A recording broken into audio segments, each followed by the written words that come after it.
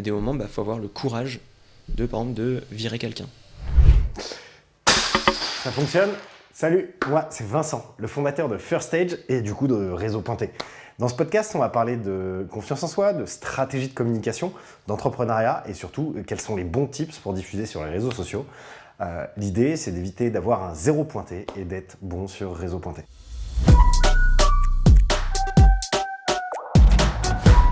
Trop content de t'avoir. Ouais, merci. Bon, au départ, on était parti pour un podcast vraiment très structuré. Et puis finalement, en échangeant 2 fois de suite, on est parti dans 15 000 directions.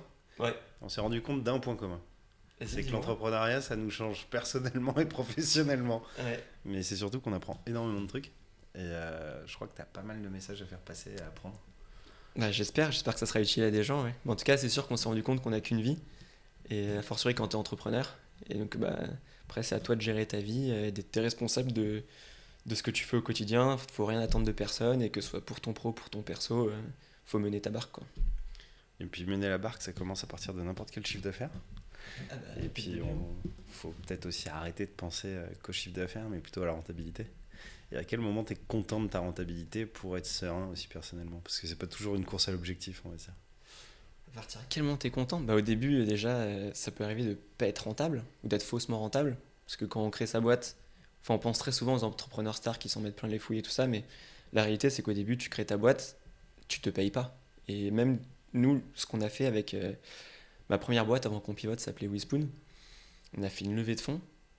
Et avec même nos premiers clients et la thune de la levée de fonds, on a préféré embaucher des gens plutôt que de se payer nous. Et après, en fait, on s'est mis tout doucement au SMIC. Mais pendant, 4 ans, on était les fondateurs, les associés, on était les moins payés de la boîte, quoi. Au début, pas payés du tout alors qu'on payait des gens. Après, on s'est mis au SMIC et on continue de payer des gens. Mais de facto, on était les moins payés parce qu'on préférait que notre boîte grandisse le plus possible et que la boîte se développe plutôt que juste de nous gagner de l'argent, quoi. Et du coup, est-ce que tu peux nous parler de toi? Comment t'es arrivé? Quelle est ton ancienne vie à toi d'aujourd'hui qui a la main pétée? Bon, ça n'a rien à voir. ça, c'est les petites passions, le sport. Qui est un échappatoire dont on va parler après. Enfin, pas un échappatoire d'ailleurs. Non, c'est une nécessité de consommer autrement. On peut même faire un petit aparté là-dessus. Ça, c'est mon père qui me disait ça depuis que je suis assez petit. Il me dit: Raph, la vie, c'est une chaise. Et ça a 4 pieds. Donc tu peux avoir, t'as un pied, c'est le boulot. On passe beaucoup de temps au boulot. T'as un pied, ça va être tes proches, ta famille, tes potes. Voilà. Tu vas avoir un pied, ta famille, on va dire, tes amis et tes hobbies. Voilà, ça t'en fait 4. Ta famille, tes hobbies, tes amis, ton taf. T'as des gens qui... l'avantage quand t'as 4 pieds, c'est que quand t'en es un qui est un peu branlant, typiquement, le boulot, c'est cool, mais en 50 ans de carrière, parfois ça se passe bien, et puis parfois t'as un chef, c'est un connard. Ou parfois t'as un gars en dessous ça se passe pas bien. Et ça peut vraiment te triturer l'esprit. Et quand t'as un pied qui est un peu branlant, tu peux te reposer sur les 3 autres, le temps que de fixer le 4e pied. Et les gens qui vont mettre tous les œufs dans le même panier, par exemple, le pire truc, c'est que tu mets tout dans ton taf, en plus ton taf c'est ta passion. Le jour où ton taf ça se passe mal, t'as ton monde entier qui s'effondre, quoi. Et c'est notamment dans des situations comme ça que tu peux arriver à des cas où tu vas faire des burn-out. Les burn-out, c'est souvent très lié au taf et au management, mais c'est souvent aussi que, en fait, il y a vraiment la vie entière qui va pas, quoi. Et t'as ton monde qui s'effondre quand tu fais un burn-out. Et pour en parler, moi j'ai un de mes associés d'ailleurs, on peut revenir là-dessus, qui a fait un burn-out à un moment. Mais un vrai burn-out, c'est-à-dire qu'on a dû lui couper l'accès à la boîte, à toute la messagerie, parce qu'il voulait continuer de bosser alors qu'il était en burn-out et qu'il devenait complètement irrationnel. Pendant 6 mois, on lui a coupé l'accès aux mails, on lui a coupé l'accès à la messagerie instantanée, etc. Alors qu'il voulait continuer de bosser pour qu'il se refasse la cerise. Mais c'est parce que c'était une période où ça allait pas, où c'est un Montpellierin qui, pour la boîte, il est monté à Paris, il s'est coupé de ses potes, donc un pied en moins, il s'est coupé de sa famille, un autre en moins, ses passions, il faisait du tir à l'arc, etc. Il a tout arrêté, parce qu'il était à Paris, il avait plus de club, plus de machin, il avait tout dans le taf, et à un moment au taf, on parle de mon CTO, c'est un très bon expert technique, mais c'est pas le roi du management. Avec les gens qu'on avait embauchés en dessous, ça se passait pas très bien. Et là, il a commencé à vriller, quoi, parce qu'il avait plus rien. Son dernier pied dans lequel il misait tout est en train de s'effondrer. Donc on lui a fait couper, on l'a renvoyé à Montpellier. On lui a dit: maintenant tu retournes à Montpellier. Tu vas à Montpellier, il est retourné habiter un peu chez ses parents, se faire dorloter de ça, mais c'est nous qui lui avons dit: maintenant faut couper, quoi. Et tu reviens, on en reparle dans 6 mois, on a coupé tous les accès, il a revu ses potes, il s'est retrouvé une autre meuf. Parce qu'en plus, quand il était monté à Paris, sa meuf était partie à New York, sa meuf l'avait largué. Vraiment, il y a tout, plus rien n'allait, il n'y avait plus que le taf, quoi. Et en fait, le temps qu'il se refasse la cerise, on lui a dit t'as besoin de combien pour vivre? Parce qu'il il était pas bien, donc on lui a versé un minimum pour qu'il puisse vivre en habitant chez ses parents le temps qu'il se refasse. Puis au bout de 6 mois, il est revenu, et puis aujourd'hui, il va, mais 10 fois mieux qu'avant. Et même, je sens qu'il est hyper reconnaissant du fait entre guillemets, on a fait ce qu'il fallait pour qu'il aille bien, quoi. Bref, grand aparté du coup sur la vie est une chaîne machin d'entrée, désolé si j'ai plombé l'ambiance. Mais ça, c'est un truc auquel je crois très très fort. Et notamment quand on est entrepreneur, comme toi et moi, on le sait, t'as vraiment les montagnes russes. Je sais pas, là, moi, la même semaine, on est en train de signer un deal je sais pas, 70 000 balles. Et la même semaine, j'ai un autre client avec qui on a signé il y a 8 mois, où il y a le patron de la boîte, le DG qui change. Du coup, il est en train de se séparer de son DRH. Il vient avec son nouveau DRH à lui. Et le gars met en stand-by le truc. Et donc, nous, j'ai un deal à 50 000 balles qui est en train de sauter, tu vois. Et ça, c'est la même semaine. Et toi, tu es le patron de ta boîte. Et tu as des salaires à payer à la fin du mois. Et alors, ouais, ok, parfois, tout n'est pas parfait. Parfois, tu es un peu. Tu communiques mal. Et c'est pas bien de mal communiquer. Parce qu'après, tu as des vies derrière, etc. Mais tu as tellement d'enjeux que tu fais de ton mieux, quoi. Et un des premiers stress, on en parlait avant le podcast, c'est comment je vais payer les salaires à la fin du mois. Moi, ça, c'est vrai qu'on a très très souvent des reproches en tant que patron. Alors, pas forcément pointé du doigt, mais plus parce qu'on est dans une barque d'une vérité générale qui est tu es le patron. Ouais. Et tu es pas du côté du Jedi avec le salariat. Mais alors, je dis pas, il y a forcément plein de choses sur lesquelles on peut s'améliorer, je peux m'améliorer, le patronat peut s'améliorer. Mais il y a aussi des choses sur lesquelles il faut prendre conscience. Déjà, c'est que entre ce qu'on rentre sur un devis et une facture, et que tes équipes voient, et s'ils te rentrent réellement dans les poches en tant que patron, tu te fais bouffer quasiment 90%. Ah bah, donc, ouais, ça déjà, quand tu rentres 100 000 euros de CA et que tu sais qu'il y a peut-être potentiellement 10 000 euros qui vont dans ta poche, déjà, c'est un chemin qui est clairement pas certain. Parce qu'il peut t'arriver plein d'embûches entre temps. Tous les risques, c'est toi qui es exposé personnellement, parce qu'on n'en parle pas, mais demain il arrive une merde ou quoi que ce soit en France, c'est pas la société qui est responsable, c'est le gérant de la boîte. Ah bah, t'es patron, t'es responsable dans la tôle. Et la deuxième chose, c'est qu'en fait, dès qu'il y a un risque financier, le seul porte-monnaie et les poches qui peuvent s'ouvrir, c'est les tiennes. Hein. C'est les tiennes. Et si ça foire, t'as pas de chômage, t'as rien. T'es exposé partout. Ouais. Et c'est vrai que c'est pas pour défendre, mais c'est juste pour dire qu'effectivement, derrière chaque décision, au-delà du côté humain, et moi ça arrivé plein de fois, où en fait tu prends des décisions qui te font royalement chier personnellement et émotionnellement, mais quand tu les fous dans un tableur Excel et que tu te dis ok, je suis un gestionnaire d'entreprise, j'ai X autres personnes à qui je dois verser un salaire à la fin du mois, cette personne ça fit pas, c'est pas rentable, ou c'est pas bon, ou ça pourrit le moral des autres, t'es obligé de prendre une décision. Et la décision elle fait chier tout le monde. Mais c'est clair. Ouais. Quand t'as un truc dans la coque, quand t'es patron, l'objectif c'est pas de faire plaisir, c'est de faire ce qui est juste. Et parfois, on parle de courage managérial. Ce terme de courage managérial, il est hyper vrai parce qu'il y a des moments, faut avoir le courage par exemple, de virer quelqu'un. Et ça, un des gros problèmes aujourd'hui, ça, tu lis plein de livres de management, de cours de management, etc. Personne te dit il faut virer, c'est un peu tabou parfois de devoir virer des gens, c'est un terme un peu violent, mais de se séparer des gens. Parfois tu peux justement trouver des accords pour que ça se passe bien, etc. Et tant mieux. Mais y a des cas où ne pas se séparer de quelqu'un, c'est une faute de gestion qui peut mettre en péril ton entreprise, qui peut saouler tous les autres qui bossent avec cette personne s'il y a des problèmes dans l'équipe, qui peuvent trouver ça injuste, qui est pas correct vis-à-vis des investisseurs potentiellement qui ont cru en toi et qui veulent que ta boîte décolle et en gros tu gaspilles leur argent. Donc en fait t'as plein de parties prenantes à prendre en compte, d'objectifs à prendre en compte. Et puis t'en as une que t'as pas cité, mais c'est le client aussi. Ouais, et le client évidemment, qui est même le premier truc où... Moi il y a une personne que j'avais pris en alternance et voilà, on citera pas, où en fait ça fonctionnait pas déjà de base dans la boîte Et tu te dis, bon, allez, on va essayer. En fait, quand tu commences à recevoir des calls clients, des messages clients qui te disent je le veux plus sur le projet, ça devient compliqué. Qu'est-ce que t'en fais? Ouais, bah ça. Moi maintenant j'ai ma petite méthode pour me séparer correctement des personnes. Donc si tu veux, je peux la partager avec un teasing pareil. Mais quand je sens que ça va pas, euh, et le premier truc qui fait que ça va pas, généralement, c'est des aspects de culture d'entreprise d'ailleurs. On pourra revenir là-dessus sur la culture de la boîte. Communication, d'échange. Mais la culture de boîte, c'est pas parce que tu mets ambition et bienveillance sur tous tes murs que les gens vont être ambitieux et bienveillants, quoi. C'est vraiment pas ça la culture de boîte. Donc déjà, il faut définir ta culture. Donc comment est-ce que tu as défini? Enfin, nous, on a écrit un code de culture qui est gravé dans le marbre, qu'on a coécrit ensemble. Donc j'ai fait un premier atelier où j'ai dit pour vous c'est quoi nos valeurs, comment ça fonctionne aujourd'hui, Très stylé, ça. masterclass et tout ça. J'ai pris des notes, j'ai fait un premier draft, j'ai envoyé le draft à tout le monde, j'ai dit on en reparle dans 2 semaines, le temps que tout le monde le lise.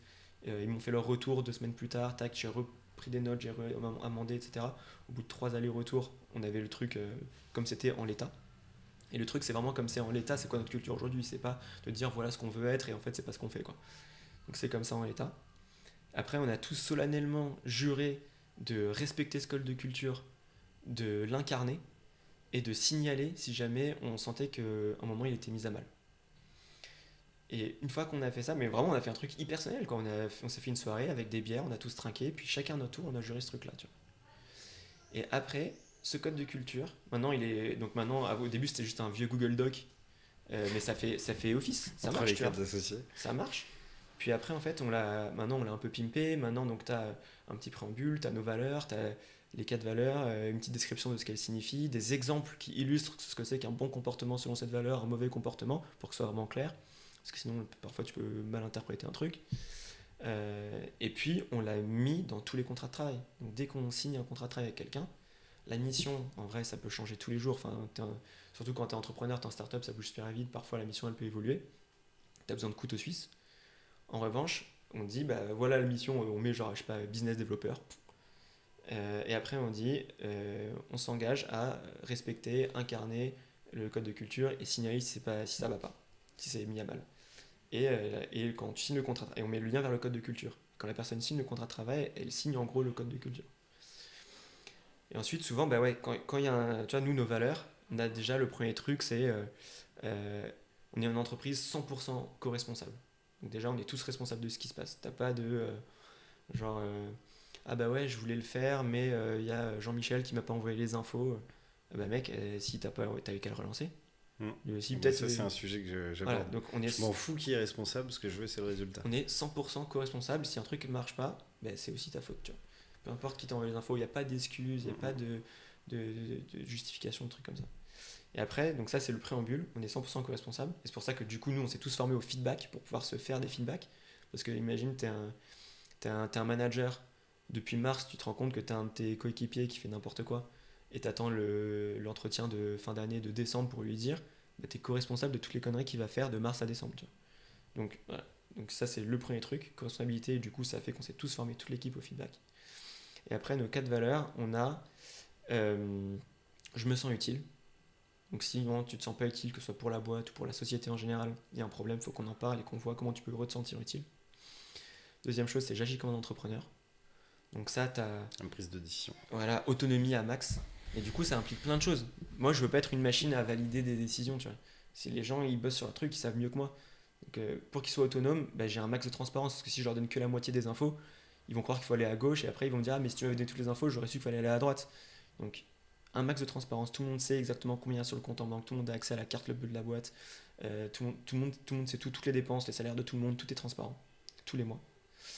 Mais au moins comme ça, tant que tu peux mettre des dépenses, mais tu le mets dans le fichier des dépenses et tout le monde peut challenger les dépenses et dire mais attends mais pourquoi on dépense ça, etc. Mais j'agis comme entrepreneur. Troisième chose, on cultive l'amour du client et de l'utilisateur. Donc là, c'est pas juste les satisfaire, c'est en cultiver l'amour, quoi. Parce que si c'est juste satisfaire, au moins tu as un autre truc qui va le satisfaire un peu plus, bah, il va aller chez l'autre. Alors que si tu cultives l'amour, tu fais en sorte vraiment qu'il t'aime, au moment où tu vas faire une connerie, bah, le client, parce qu'il t'aime, il peut te pardonner, quoi. Et si toi, t'as fait une connerie, tu cultives l'amour, tu vas tout faire pour te faire pardonner, rattraper, dire ok, comment on peut faire ci, comment on peut faire ça, machin.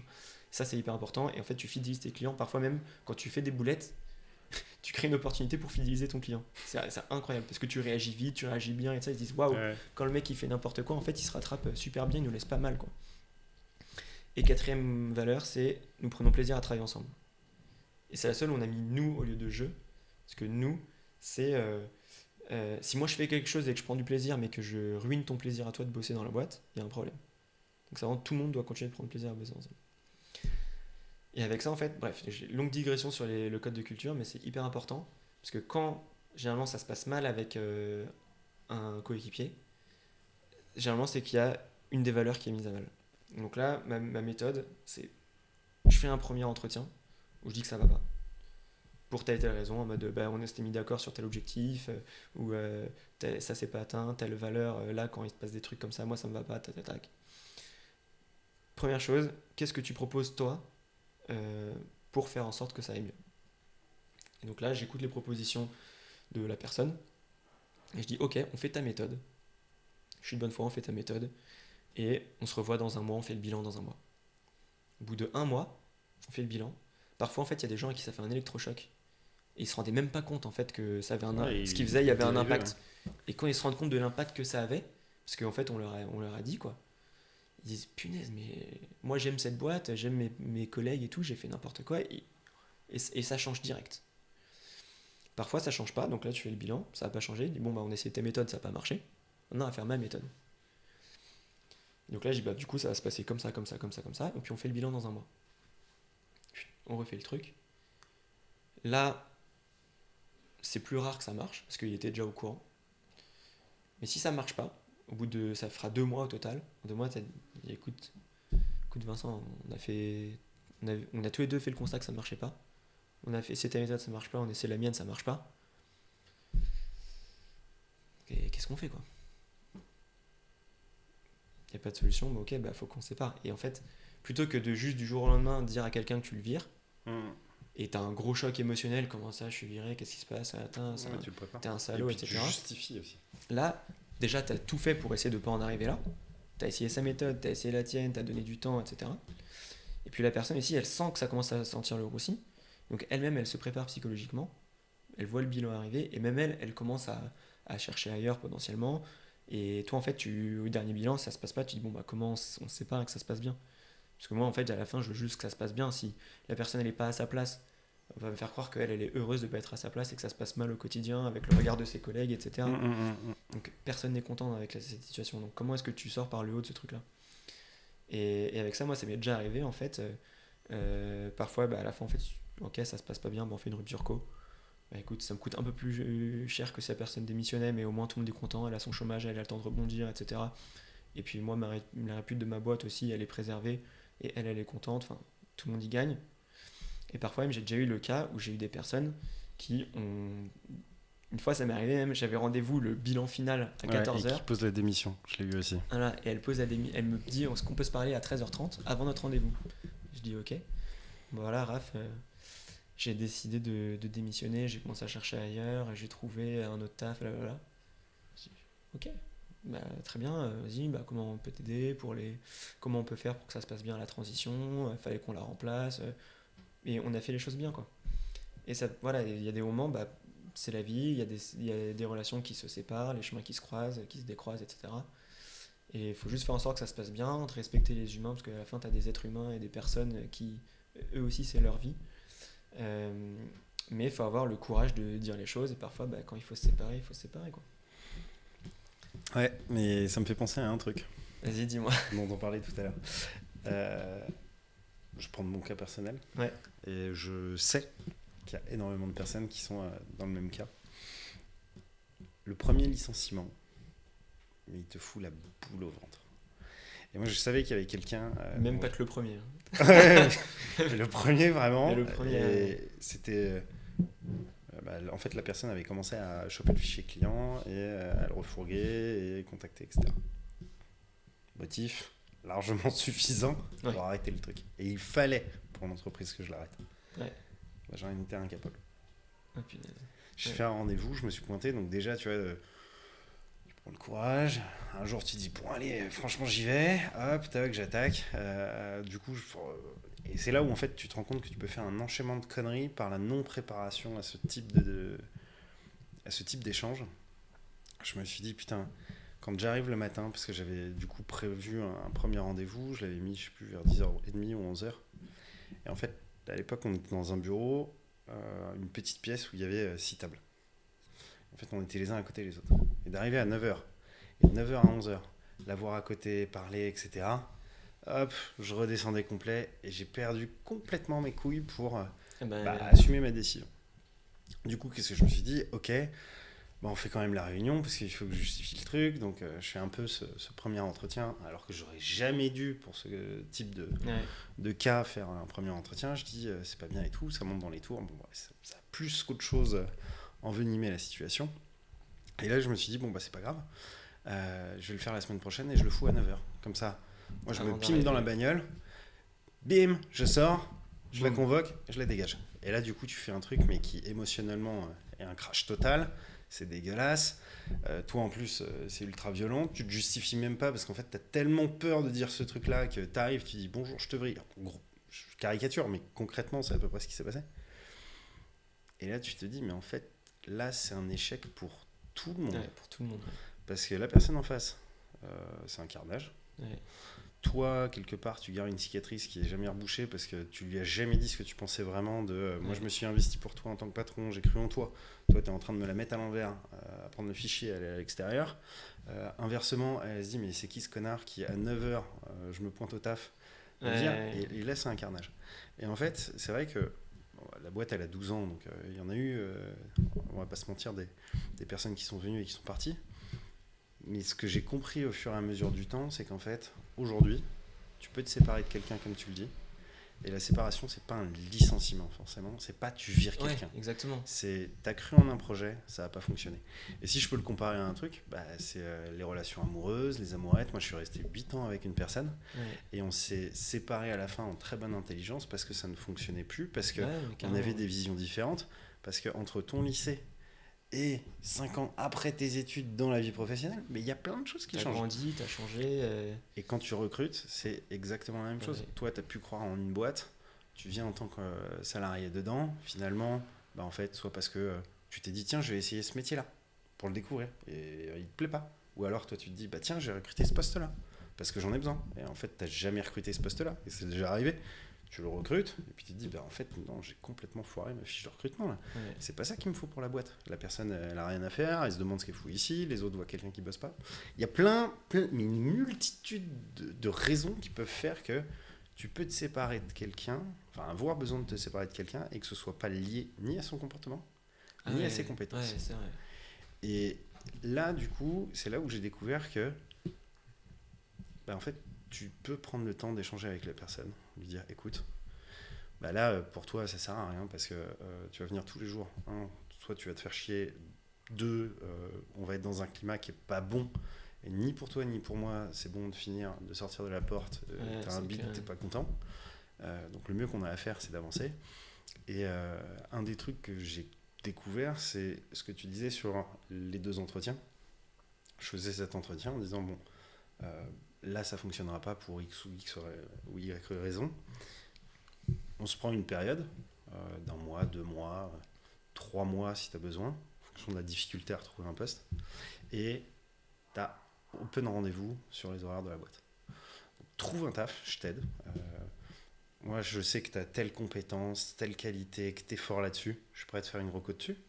Si la personne, par contre, a des points de faiblesse sur d'autres trucs, bien évidemment, tu vas pas lui faire dessus, mais il y a toujours des points de compétence. Faut jamais mentir, de toute façon. Et tu vas aider la personne à réinsérer. Et en fait, tout de suite, tu sors sur une échappatoire qui est plus du tout un clash. Et j'ai appris ça sur le tard, parce que ça fait quoi ? Ça fait 2 ans, 3 ans seulement que je mets ça en place. Avant, les recrutements, quand ça allait pas, ça se terminait mal. Ouais, c'est clair. Alors jamais grave, parce que il n'y a jamais eu de prud'homme ou quoi que ce soit. Mais ouais, putain, c'est licencier, je pense que tu vois, limite, c'est quelque chose qu'il faudrait apprendre au manager. C'est une étape RH qui doit être propre. C'est clair, ouais. Et sauf que parfois, tu peux ruiner genre 15 ans, 20 ans de collab dans des grands groupes sur un offboarding qui se passe mal, quoi. Alors que si tu soignais bien ton truc pour quelques semaines et quelques euros, la personne, jusqu'à la fin de sa carrière, elle aurait dit du bien de toi. Mais tu vois, c'est marrant parce que tu prends Antoine, qui va se reconnaître, qu'on a vu au début de la boîte je sais même plus si c'était un stage ou une alternance. Et non, c'était stage, et puis après on avait switché en CDI. Et en fait là il s'est passé un truc très rigolo, c'est que enfin rigolo c'est pas le mot approprié, mais très intéressant en apprentissage. Stage, moi dans ma tête il me coûte rien. Donc ce qui rapporte en tant que commercial, ça doit être seulement les 506 euros mensuels. Donc finalement en fait comme nous notre palier moyen c'est 5000 balles, dans le premier mois il avait dealé un truc, j'étais déjà dans ma tête, j'avais switché, il a plus besoin de bosser. Et derrière en fait il a continué à ramener d'autres contrats, parce que franchement le gaillard est relativement bon commercialement, et ça va être la chute d'après. Et en fait on arrive à un truc où je me dis putain il est rentable, mais à aucun moment, et c'est là où j'ai fait la connerie, à aucun moment je me suis dit ok je prends le chiffre qui rapporte réellement, je le fous dans un petit tableau et je le compare à un salaire de CDI. Je l'ai pas fait. Fini le stage, je dis bon bah vas-y go, on fonce, on enclenche. Et là en fait montée en pression. Moi je commence à voir le salaire, les URSSAF, je suis oh putain ça marche plus. À côté il y a eu un petit sujet sur des vacances qui ont été déguisées, où il m'a dit qu'il était malade, finalement il était en congé, enfin, et tu vois, enchaînement de petits trucs, et on est là, on fait mais putain qu'est-ce qui s'est passé il y a 2 mois. On se collait à la machine, on était dans un bâtiment où on avait des bureaux partagés, tu avais un distributeur de soda, on allait s'acheter des fois le soir une bouteille de gin et on te dégommait tous les choses et les trucs en faisant un apéro à la cafette. Et tu te dis putain mais comment on est passé de l'autre côté, et en fait on papote, je dis puis écoute moi ce qui me fait chier c'est ça, là, réellement, t'es plus rentable par rapport à ce que tu me coûtes, donc il faut qu'on se bouge le cul, mais je pense que le switch, il va pas être possible parce qu'il y a vraiment un gap que j'avais mal calculé, et là, c'est my bad. Toi, par contre, ça me casse les couilles ce que tu m'as fait là avec ton faux arrêt maladie. Et en fait, à la fin de la discussion, c'était très bienveillant, et on s'est arrêté comme ça. Il est parti sur un autre travail, et là, ça doit faire, je sais pas, 8 ans. On se voit dès qu'on peut, je vais à Londres le voir, chaque fois qu'on se voit c'est des torpilles pas possibles. Moi je suis là en train de me dire putain le mec il a cartonné aujourd'hui, il gagne mais c'est indécent. Je suis là, putain j'aurais dû garder ce commercial, et lui en face il te dit oh merci tu m'as fait la vie dure mais franchement le commerce c'est ça, c'est à l'ancienne, tu vois. Et je suis là, eh ben tu vois, jamais j'aurais parié que 8 ans après. Tu le verras encore et que ça serait autant des bons souvenirs et un gros lien comme ça. Et en fait l'humain est ultra bienveillant et tire toujours le positif. Que ce soit la tristesse ou quoi que ce soit, même dans une relation amoureuse, tu te souviens rarement de la rupture. Tu te souviens des bons moments, tu as de la nostalgie. Je ne saurais même pas te donner le mot qui est en opposition à la nostalgie. Il doit y en avoir un qui existe, mais pourquoi est-ce que tous les humains connaissent le mot nostalgie mais ne connaissent pas le souvenir des mauvais souvenirs? C'est clair, parce que tu ne le pratiques pas de base. Et en fait, je pense qu'effectivement, comme tu le dis, les licenciements, il faut expliquer pourquoi. Alors c'est pas facile, moi le premier des fois t'as un mec qui t'a vraiment cassé les couilles, putain c'est compliqué, et inversement, mais t'as 2 objectifs de vie, t'as 2 humains en face, et t'as un endroit où tu dois aller, et effectivement on arrive au sujet suivant dont on voulait parler, c'est que chez Raphaël, chez Vincent, il y a 2 mecs au jour le jour qui arrivent au bureau, celui qui est humain et qui va être un collègue de travail, avec qui tu vas déconner, tu peux bouffer, etc. Et tu as celui qui a monté la boîte, qui va faire une fiche de paye à la fin du mois et qui doit avoir de la thune pour l'assurer, qui doit être rentable, et même s'il apprécie le client, parce que ça fonctionne aussi avec les clients, c'est dire stop, là tu dépasses les limites, t'es plus rentable. Et c'est des décisions qui doivent être irrationnelles. Si tu y mets de l'émotionnel dans ces feuilles de calcul, ta boîte elle vit pas, elle avance plus, quoi. Ça, mais moi j'aime bien dire que dans la boîte on est des coéquipiers. Parce que c'est vraiment... tu vois, on n'est pas... si t'es des amis, en fait, au bureau, tu te comportes que comme des amis, tu mets de l'émotionnel, tu prends plus les bonnes décisions. au contraire, on dit que genre on est des collègues, ça fait vraiment. Moi, je trouve que ça met une distance, un peu une trop grosse distance. Alors que des coéquipiers, c'est comme au sport. Moi, je fais beaucoup de sport. Genre, j'ai joué en Ligue 1 de hockey sur gazon. Enfin, je fais beaucoup de trail ou d'ultra trail, des trucs comme ça. J'aime bien. Et le fait d'avoir des coéquipiers, t'es dans une équipe, t'as un projet, faut que ton équipe elle gagne. Un projet commun, ouais. Et puis tu gagnes, tu Et gagnes en équipe. on est tous au service de l'équipe, quoi. Et le but, on est tous d'accord, le but c'est que l'équipe elle cartonne. Et bah oui, du coup pour que l'équipe cartonne, il faut mouiller le maillot, mais en même temps, il faut prendre soin les uns des autres. Si tu remplis pas les réservoirs à estime de soi des uns et des autres, tout le monde est. Comme un attaquant, s'il a plus confiance en lui, il marque plus de but. Moi, pareil, donc il faut que les gens aient confiance en eux, il faut prendre soin les uns des autres, mais en même temps, bah voilà, tu as des impératifs de chiffre d'affaires, etc. Et après, moi, ça veut pas dire que mon but, c'est de faire de l'argent, tu vois. Le, pour moi, les euros, c'est comme mon oxygène, tu vois. Là, aujourd'hui, si je vis, c'est parce que je respire, mais mon but, c'est pas de respirer. Mon but, c'est pas d'avoir un maximum d'oxygène. C'est marrant ce que tu me dis parce que ça me fait penser à quelque chose, tu vas me dire si t'es pareil. Mais il y a vraiment un gap dans l'année où Ouais. personnellement, mon enjeu professionnel change. Ouais. C'est la renta de la boîte. Ouais. Quand tous mes frais je De les ai l'année sont remboursés, pris. Ouais. déjà, tu dors beaucoup mieux. Ouais, exactement. Tu es beaucoup plus posé aussi dans ton management, le relationnel. Et en fait, c'est un gap qui arrive généralement vers août-septembre. Mais vraiment, Ça dépendra des boîtes, mais ça dépend. T'en as, ils le font au mois de janvier, Ouais. par tweet pour eux.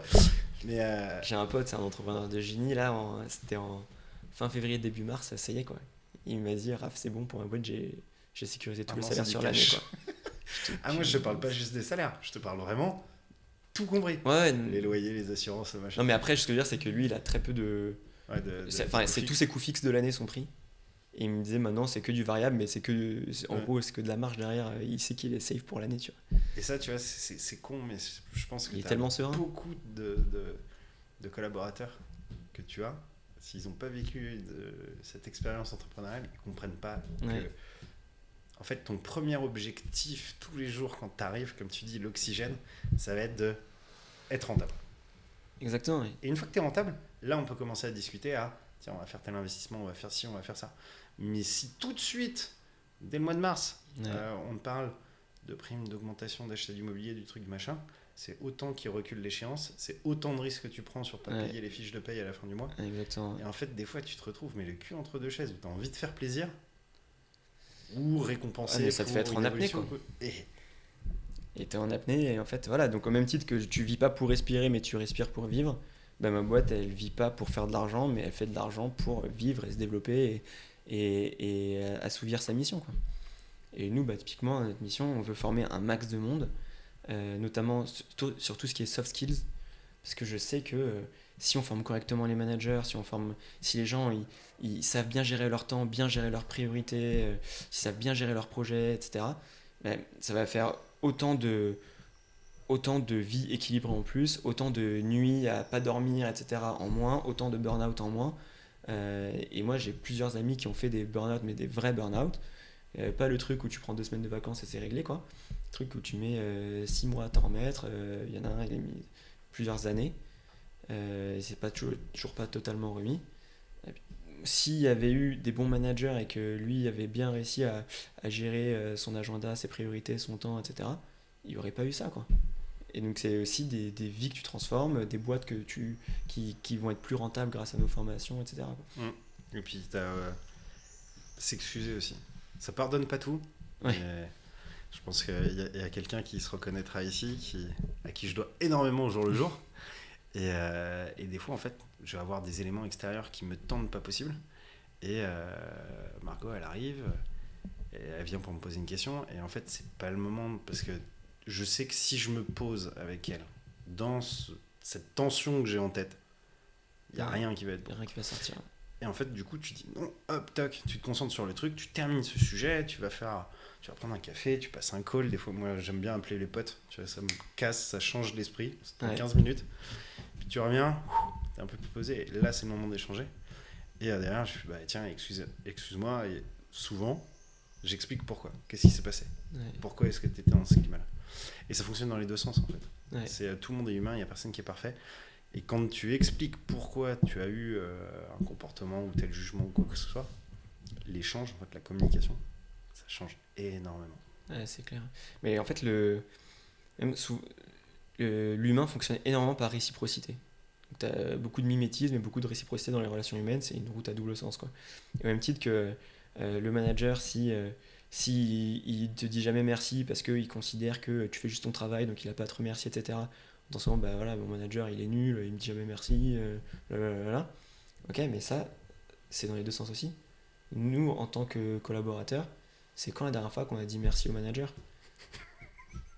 Parce que si tu lui dis jamais merci, lui, est-ce qu'il lui aussi il a envie de se défoncer pour toi et de faire son taf encore du mieux possible, etc. C'est vraiment. Ouais, ça, c'est ce qu'on avait dit, l'humain, c'est dans les deux sens, quoi. C'est ce qu'on avait dit la dernière fois, et c'est aussi l'origine de Réseau Pointé, c'est ce que je t'avais expliqué. C'est que moi, pourquoi est-ce que j'ai monté ce truc-là? J'ai monté la boîte, ma première boîte. J'avais 19 ans. Donc aujourd'hui, sur LinkedIn, tout le monde a monté sa boîte à 19 ans. Il y a 12 ans. Ouais, c'était moins le cas. Pas pareil, tu vois. Et t'avais pas de tuto, t'avais pas de formation, t'avais que dalle. Et du coup, j'arrive aujourd'hui en me disant putain, mais tu peux pas avoir la science infuse, tu peux pas te dire t'as une boîte de 12 ans, donc t'es forcément bon partout. Non, c'est un mensonge. Ouais. Et c'est là où j'ai listé tous les trucs où il fallait que je progresse, souvent par des constats d'erreurs ou de mauvaises décisions. Et c'est là où du coup, j'ai commencé à inviter des gens pour échanger. Et en fait, il y a un truc qui est sûr et certain, c'est que l'entrepreneuriat, c'est un apprentissage tous les jours. Et au moment où tu te dis que c'est bon, t'es stable et c'est toi qui dois apprendre aux gens, et t'es dans le noir, mais dans le noir total. On n'est pas des produits finis, quoi. moi même ceux que je constate, pareil, on a interviewé pas mal de gens pour nos formations, des tops des gars du Next 40, du French Tech 120, tout ça.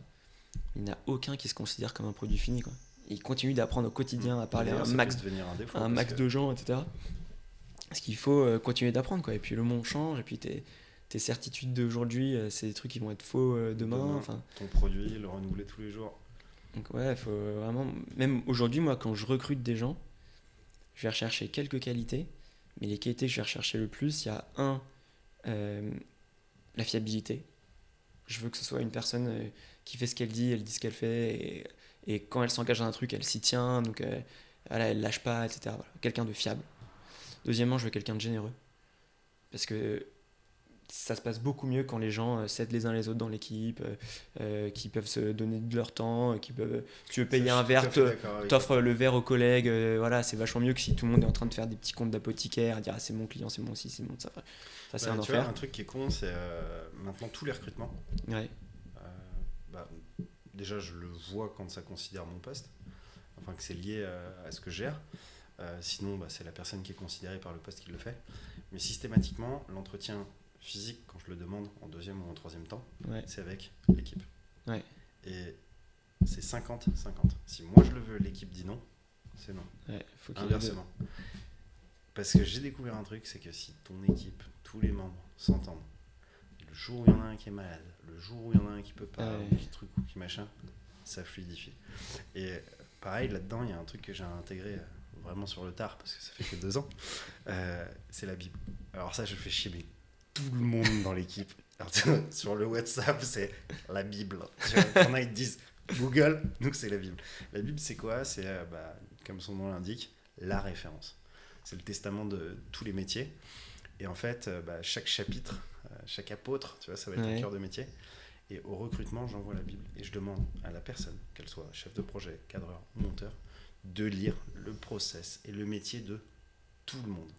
Alors, elle ne doit pas l'apprendre. On s'en fout. Mais moi, il y a une vision de chacun des métiers, de tous les process. Et ça répond à des problématiques qui sont cons. Mais tu vois, par exemple, quand tu as un chef de projet qui te dit tiens, faudrait me faire ça. Et puis qui va le voir 15 minutes après en foutant un coup de presse. À l'époque, ça posait des problèmes. Aujourd'hui, c'est plus le cas. Parce que en lisant le truc, tu sais que tu dois faire ci et ça, et le backup. Et en fait, chaque prise de décision de l'un a des conséquences pour l'autre. Donc ça, déjà, c'est la chose numéro 1, c'est que ça permet que quelqu'un qui intègre l'équipe, il ait une vision globale de la boîte. Deuxième truc qui est génial, c'est que dans nos petites structures, on n'a pas de service RH. On n'a pas quelqu'un qui peut former. Parce que c'est clair.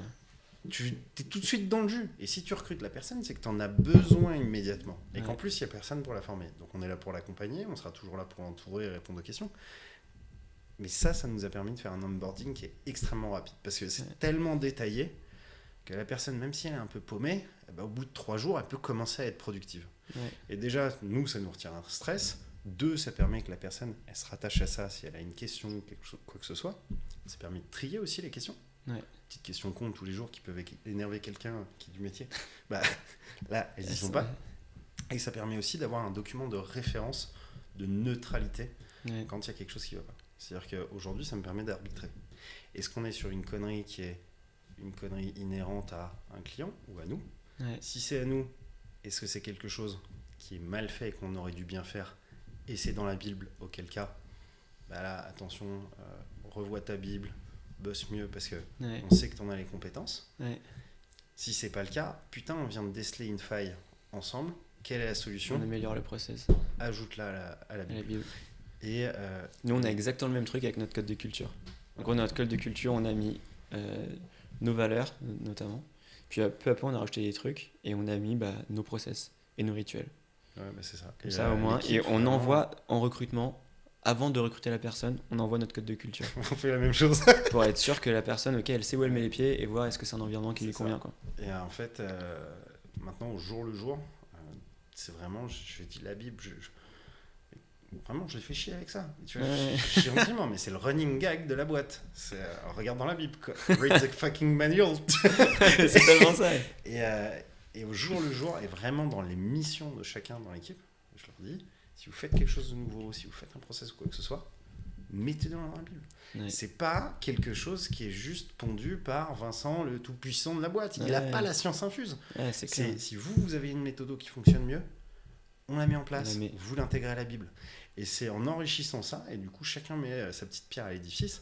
En plus, ça permet d'apprendre extrêmement de choses rapidement. Ça fluidifie plein de trucs, et en plus, c'est d'autant plus important aujourd'hui, on a une ère de l'hybride, où c'est-à-dire que tu as des gens qui sont en télétravail, pas en télétravail, etc.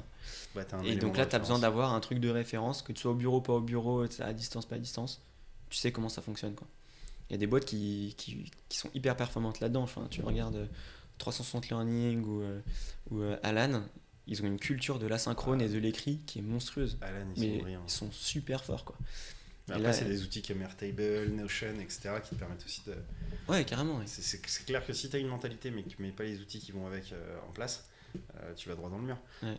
Et tu vois, il y a un truc... Là, encore une fois, je te dis, c'est que de l'apprentissage au jour le jour qu'on a mis en place avec Margot. La dernière fois. Margot qui me demande comment est-ce qu'on fait un découpage mais un peu plus poussé. Parce que là, on rentre sur un projet très gros budget, etc. Et ces projets-là, d'habitude, c'est moi qui les gère. Ouais. Je les confie pas aux alternants parce que c'est tout de suite une charge de taf avec un nombre de paramètres qui peuvent te foutre du stress, des conneries, etc. C'est compliqué, tu vois, déléguer. Ouais. Et je me dis, tiens, Margot, toi, t'as les compétences, c'est ce que tu veux faire après. Vas-y, on prend le temps. Je t'explique ce doc qui est vraiment, mais tu le vois, t'as envie de chialer. Tu dois voir 50 colonnes verticales, peut-être 60 colonnes à l'horizontale. Et en fait, pour expliquer grosso modo qu'est-ce que c'est des lignes. Et après, tu as des onglets. Et dans les onglets, tu vas t'amuser à mélanger les lignes. En gros, pour te la faire simple, sur un tournage, on va prendre l'exemple d'un long métrage, c'est encore plus vrai. Ouais. Tu vas avoir des comédiens. Ouais. Et par exemple, tu vas avoir ton comédien qui est gosse, et puis ton comédien qui est adulte, et puis ton comédien qui est vieux. Par exemple, Burton. C'est l'histoire de la vie de... Tu vas toujours avoir un élément qui est le même, c'est la maison. Ouais. Et puis tu vas avoir un élément qui est le même, c'est le gymnase. Puis tu vas avoir un élément qui est le même, c'est le cinéma. Tu vas pas aller faire chacune des étapes dans l'ordre chronologique. Ah non, tu fais tout dans un endroit, puis tout dans l'autre. Exactement. Et du coup, en fait, ça veut dire que quand tu vas raconter ton histoire, tu te fais une première étape où tu racontes toute ton histoire, tu numérotes chacune des scènes, et après tu vas les regrouper par lieu.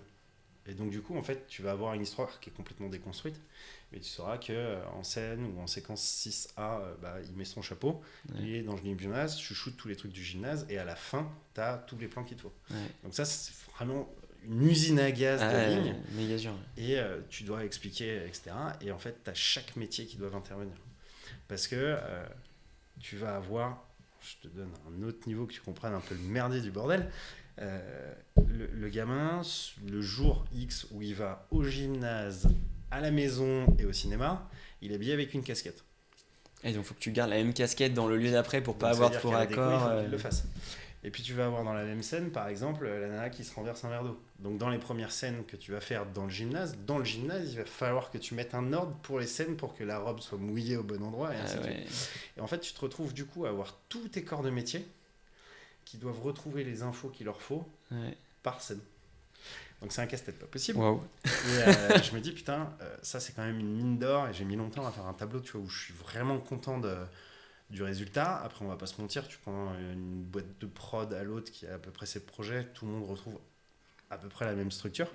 Généralement, chacun rajoute ses petits trucs par expérience de « Ah, on a eu une connerie là-dessus, tiens, on va rajouter ça ». Et du coup, je me pose avec Margot. Et là, je me dis, putain, ce moment-là, il y en a au moins pour 1h30. Je ne l'ai jamais fait en 12 ans de boîte. Et c'est une mine d'or. Parce que si je l'explique une fois, et que derrière, j'ai plus besoin de l'expliquer, chaque fois que je vais avoir quelqu'un, s'il mate juste cette vidéo, déjà, il va être capable de mâcher un tas de ouf parce qu'il va remplir le premier onglet. Et là, j'ai dit à Margot, bah écoute, je vais te l'expliquer. Et en même temps, on va filmer l'écran et enregistrer le son. Et on a fait ce truc-là. Derrière, Margot, elle a pris ses petites notes. Elle a tout saisi dans la Bible, à la main. Énorme. En étant super contente d'avoir appris ce truc-là. Et la vidéo, on l'a intégrée dans le lien et dans la Bible. Et en fait, ça m'a pris 1h30. Mais je sais pas combien il va y avoir de collaborateurs par la suite qui apprendront ça. Je viens peut-être de gagner 100 heures. Juste en ayant pris le temps. Ta Bible, c'est Notion ? Non, bon vieux Word à la con, tu vois. Mais nous, on faisait ça pareil sur Google Doc. Maintenant, on a tout mis sur Notion. C'est trop bien. Nous, on a tout mis dans Dropbox. Tu as un énorme environnement qui est en train de se construire avec Dropbox. Tu as l'hébergement en ligne, tu as les retours sur les documents avec les commentaires clients et les avis. Et tu peux répondre avec un chat en notant que ce soit ton PDF ou une vidéo. Tu vas avoir la signature. Enfin, tu as plein de trucs. Donc maintenant, c'est tout sur l'environnement. Et il y a 1 an, avec Vince, on s'est donné le challenge que la boîte puisse fonctionner de n'importe où. Et l'image que je prenais à chaque fois en rigolant, c'est si tu es sur un voilier, tu dois pouvoir appeler, faire tes mails et travailler. Et du coup, on a tout foutu sur Dropbox. Et aujourd'hui, juste avec 3 applis, à savoir Planner, Task et Outlook, 4 avec Dropbox, tu as accès à tous les métiers. Et tous les métiers de la boîte sont accessibles parce qu'il y avait un truc qui me faisait chier, c'est que chef de projet, tu peux faire du télétravail. Mais pourquoi ton monteur et ton cadreur, tu peux pas leur offrir du télétravail ? À quel moment dans ta gestion d'entreprise et ton équité managériale, tu vas dire à l'un oui et à l'autre non ? Et donc du coup, il fallait qu'on trouve une solution. Mais c'est vrai que c'est un vrai sujet, hein, ceux qui peuvent plus ou moins facilement faire du télétravail. Alors, par exemple, même tu as une usine, et qui est sur une ligne de prod, juste il doit faire 35 heures sur la ligne de prod et ils doivent tous coordonner exactement. Parce que s'il y en a un qui n'est pas là, le truc s'arrête. Quel avantage tu lui donnes pour contrebalancer celui de la personne qui peut faire du TT ? Je sais pas, moi j'ai pas de ligne de prod du coup, mais c'est des vrais enjeux d'équité pour pas démoraliser les troupes, quoi. Après, tu as un autre sujet qui est la cigarette. Post-club, c'est 15 minutes. Non, mais le sujet, tu le vois souvent sur la table. Ouais, c'est vrai. Celui qui fume pas, tu le vois prendre une pause et rien foutre, tu vas le défoncer. Celui qui fume, tu le défonces pas. En vrai, tiens, c'est clair. Hein. Il y a des vraies problématiques là-dessus. Mais du coup, par contre, ce qui m'amène à un autre sujet qu'on avait évoqué et qui est, je pense, un peu sulfureux. Vas-y, dis-moi. Confiance et contrôle. Aïe. Est-ce que tu peux essayer d'expliquer ce que je tente au jour le jour d'expliquer ? C'est que je fais confiance à chacun des membres de mon équipe. Par contre, systématiquement, il faut que les uns contrôlent le taf des autres. Et c'est essentiel. Et c'est pas manquer de compétences, c'est pas manquer de savoir-faire ou pas faire confiance que de demander qu'un travail soit contrôlé. C'est juste que l'humain, il y a toujours un moment où il va y avoir une petite inattention, un truc que tu sais pas, une incompréhension sur une ligne à la lecture d'un client. Ton point de vue là-dessus, c'est quoi ? Alors, moi déjà, mon truc, c'est je veux le moins de contrôle possible. Parce que je considère que le contrôle, ça mine la confiance. Quand les gens ont plus confiance en eux, après ils font du moins bon boulot. Ou après, quand tu mets plusieurs responsabilités, tu dis toujours qu'il y a un autre qui va contrôler derrière. Et donc après, en fait, tu fais moins gaffe. Et voilà, quoi. Donc moi, j'essaie de mettre vraiment le moins de contrôle possible. Parce qu'en plus, ça fait perdre du temps et ça coûte cher. versus produire. Ça produit pas. Ouais. Donc je veux que les gens soient un max productifs et qu'ils produisent. Après, il y a des trucs où quand c'est hyper complexe. En fait, moi, quand on a peu de contrôle, ceux qui flippent un peu, ils disent putain, là, nous, on est en train de produire 3 mini-séries sur l'été, sur le travail hybride, sur le manager à distance et sur la prise de parole. Bah là, j'ai une de mes associées qui bosse, on a genre à peu près 150 épisodes à tourner. Elle est en train de faire tous les scripts des 150 épisodes. Bah, elle me dit Raph, est-ce que tu pourrais les relire parce qu'à un moment j'ai besoin juste d'un œil frais et que tu check quoi. Mais là c'est en mode contrôle qualité pour être sûr que j'ai pas laissé passer de trucs. C'était ce contrôle dont je te parle. Voilà, donc que j'ai pas laissé passer de trucs. Donc ça c'est hyper important, mais quand t'en mets pas, s'il y a des tâches qui deviennent un peu trop complexes, les gens même au début ils vont faire une fois une boulette, deux boulettes, trois boulettes et de même ils vont dire est-ce que quelqu'un d'autre peut checker ce que je fais derrière moi quoi. Voilà, donc ça mais c'est pas du contrôle par manque de confiance, c'est juste qu'à un moment ok on est humain, il faut être sûr que le truc soit bien fait parce que on fait tous des petites erreurs d'inattention. C'est la limite avec le micromanagement en fait. Ouais, donc moi c'est plus de base on est parti du postulat qu'il y a zéro contrôle et que quand il y a besoin de contrôle les gens vont se manifester. Ensuite ça c'est du contrôle sur le travail mais pour être sûr que la qualité est là, parce que parfois on peut faire des erreurs d'inattention, mais c'est pas des contrôles sur l'attitude, tu vois. Là-dessus, moi, ce que j'ai réussi à trouver comme équilibre sur la boîte, c'est que j'appelle ça le contrôle horizontal. Ouais. C'est complètement décorrélé de la hiérarchie. Ouais. C'est complètement décorrélé aussi du poste. C'est-à-dire que très souvent, ce que tu viens de dire, c'est des choses qui sont liées à la fatigue parce que tu es depuis longtemps sur un truc, ou parce qu'il y a une intention, ou énormément d'éléments à prendre en compte. Et en fait, là, ça peut être n'importe qui te contrôle. Ouais. Et du coup, l'idée, c'est que ce soit vraiment plus lié à la hiérarchie et au mot contrôle, mais plutôt de la vérif. Ouais, exactement. Voilà, c'est ça. Est-ce que tu peux vérifier ce truc Est-ce qu'on peut avoir un œil frais dessus? Exactement. Et là, très souvent, je dis aux équipes, écoutez, sur ce genre de truc, donc quand il y a eu une poulette, quoi que ce soit, je dis, sur ce genre de truc, c'est pas moi qui dois vérifier. C'est vous, vérifiez entre vous. Ouais. Et partez du principe que quand ça fait 10 heures que vous êtes sur un sujet, il y a forcément un petit truc qui traîne. Ah ben c'est sûr. Pas correct. Donc, demandez à votre collègue. Faites-vous des binômes. Et frais, tu rends un service à ton collègue, l'autre il te rendra l'appareil sur le projet d'après. Enfin voilà. Et ça vraiment, c'est ce que j'appelle le contrôle horizontal. C'est pallier à la hiérarchie. Ouais. C'est vraiment juste de la vigilance. C'est attention, là on va livrer au client.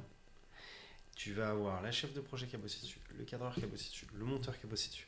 Ouais. S'il y a une connerie sur un des étages, bah c'est tout le travail investi par les trois qui prennent sur une connerie. Ce serait con d'en arriver là. Ah, mais c'est clair, Juste vérifier. C'est clair. Et après, donc, je vais pas avoir de contrôle sur est-ce que les gens font leurs horaires ou pas, enfin ça, je m'en fiche. Tout le monde s'organise, on a confiance. Et après, de fait, s'il y en a qui commencent à déconner, ça va savoir, ça va remonter parce que t'en as un qui, ça fait 10 fois que c'est de le contacter, il te répond pas ou machin. Qu'est-ce qui se passe, tu vois? Mais c'est pas du contrôle, je vais pas être là à checker est-ce qu'ils sont tous bien connectés sur notre chat, ça on s'en fiche. Et après, pour avoir une absence de contrôle, ce qui marche bien, c'est la transparence. Et du coup, les gens sont en autonomie, ils font ce qu'ils veulent, entre guillemets, dans l'intérêt de la boîte. Ils peuvent prendre les services qu'ils veulent, ils peuvent lancer des initiatives, etc. Mais par contre, l'info doit être transmise. Donc quand on fait un truc, tu mets l'info, tu mets dans les lignes de dépenses ce que tu as fait, etc. Et tout le monde doit pouvoir voir. Et comme ça, si à un moment il y a un truc, on dit attends, c'est quoi ce truc-là, on peut retrouver. Et on peut corriger. Parfois, c'est même pas de mauvaises intentions. Parfois, on a oublié qu'on avait une dépense. Tout le monde peut checker ce qui se passe, etc. Voilà, donc ça, c'est vraiment hyper important, la transparence. Et après, pourquoi je veux le moins de contrôle possible, c'est parce que de base, on parlait de la réciprocité. Si tu fais confiance aux gens, les gens ils vont avoir tendance à te faire confiance. Et quand tu mets du contrôle, il y a moins de confiance. Et en fait, si... Et puis il y a une perte de confiance en soi. L'effet boule de neige, il est incroyable. Ouais. Quelqu'un qui fait une connerie à qui tu fais perdre confiance, il en fait 15 autres derrière. Et après, ceux qui de base vont être mal intentionnés, vont vouloir un peu contourner les règles, te la faire à l'envers, etc. Mais c'est quoi? C'est 3% des gens, 5% des gens, enfin c'est minime. Et eux, il faut les dégager direct dès que tu les repères. Mais Si tu mets des règles... Ça m'a valu des problèmes. Oui, mais ça, faut le faire vite. T'as des périodes d'essai, c'est pas pour rien, ils vont te miner l'équipe entière. Enfin, faut faire vraiment attention à ce genre de personnes. Et puis ils existent. Et ils existent. Donc voilà. Et donc, mais en revanche, le coût de faire des règles qui vont saouler tout le monde pour essayer de cornaquer ceux qui risqueraient de les contrôler et de profiter de toi, il est beaucoup plus élevé parce qu'en plus tu vas casser les prises d'initiative des 95% autres qui vont devoir tout valider, etc. Puis ça va les faire chier de devoir valider 36 000 trucs pour prendre une initiative, donc ils vont pas la faire, ton initiative. Et donc en fait, pour moi c'est plus rentable, je pense, de mettre aucun contrôle, juste d'avoir un max de transparence, que tout le monde peut aller challenger ce qu'il veut, voir si est-ce que, attends, il n'y a pas une erreur là-dessus, etc. De laisser un max d'initiative pour que les 95% de gens honnêtes puissent s'épanouir. Et puis dès que tu repères un des 5%, ça dégage pour surtout pas d'avoir une brebis galeuse qui va te foutre la gale à tout le monde. Mais alors que si à l'inverse, voilà, tu mets des règles pour ces 5%, bah déjà ces 5%, c'est des filous, ils vont réussir à te les contourner. Si tu mets des règles... Tout le reste de ton et par contre, tu as pourri tout le reste de ton équipe. Voilà. Donc moi, c'est vraiment, j'essaie d'avoir le minimum de contrôle. En revanche, c'est pas du contrôle, parfois, en tant que tu es le CEO de ta boîte, tu as besoin de piloter. Et donc, tu as besoin d'avoir du reporting pour avoir les infos de ok, là combien on vend, comment ça se passe le projet, est-ce que les clients sont contents, est-ce que ci, est-ce que ça. Mais c'est pas du contrôle, c'est juste que moi après j'en ai besoin parce que je dois pouvoir dire à d'autres clients comment ça se passe chez machin, chez truc. C'est pour ça qu'il y a 2 mots anglais qui sont magnifiques, c'est process et reporting. Voilà. Mais c'est avec ça que tu pilotes une boîte. Hein. Mais c'est pas pour contrôler ce que la personne est en train de faire, c'est juste d'avoir de la transparence, que tout le monde soit au courant de comment ça se passe dans la boîte, qu'on puisse s'aider, qu'on puisse prendre des initiatives. Et qu'après, moi je puisse en parler aux invests, que je puisse en parler aux autres dans l'équipe, etc. Et tu vois, ça, c'est, et piloter la boîte correctement. C'est vraiment un sujet aussi dans la boîte. Moi j'ai déjà eu des tensions sur dire putain, mais remplis ce doc. Et puis je comprenais pas pourquoi. Et en fait, un jour en échangeant, je me rends compte que la personne en face, ça la fait chier. Ça lui fait perdre du temps, etc.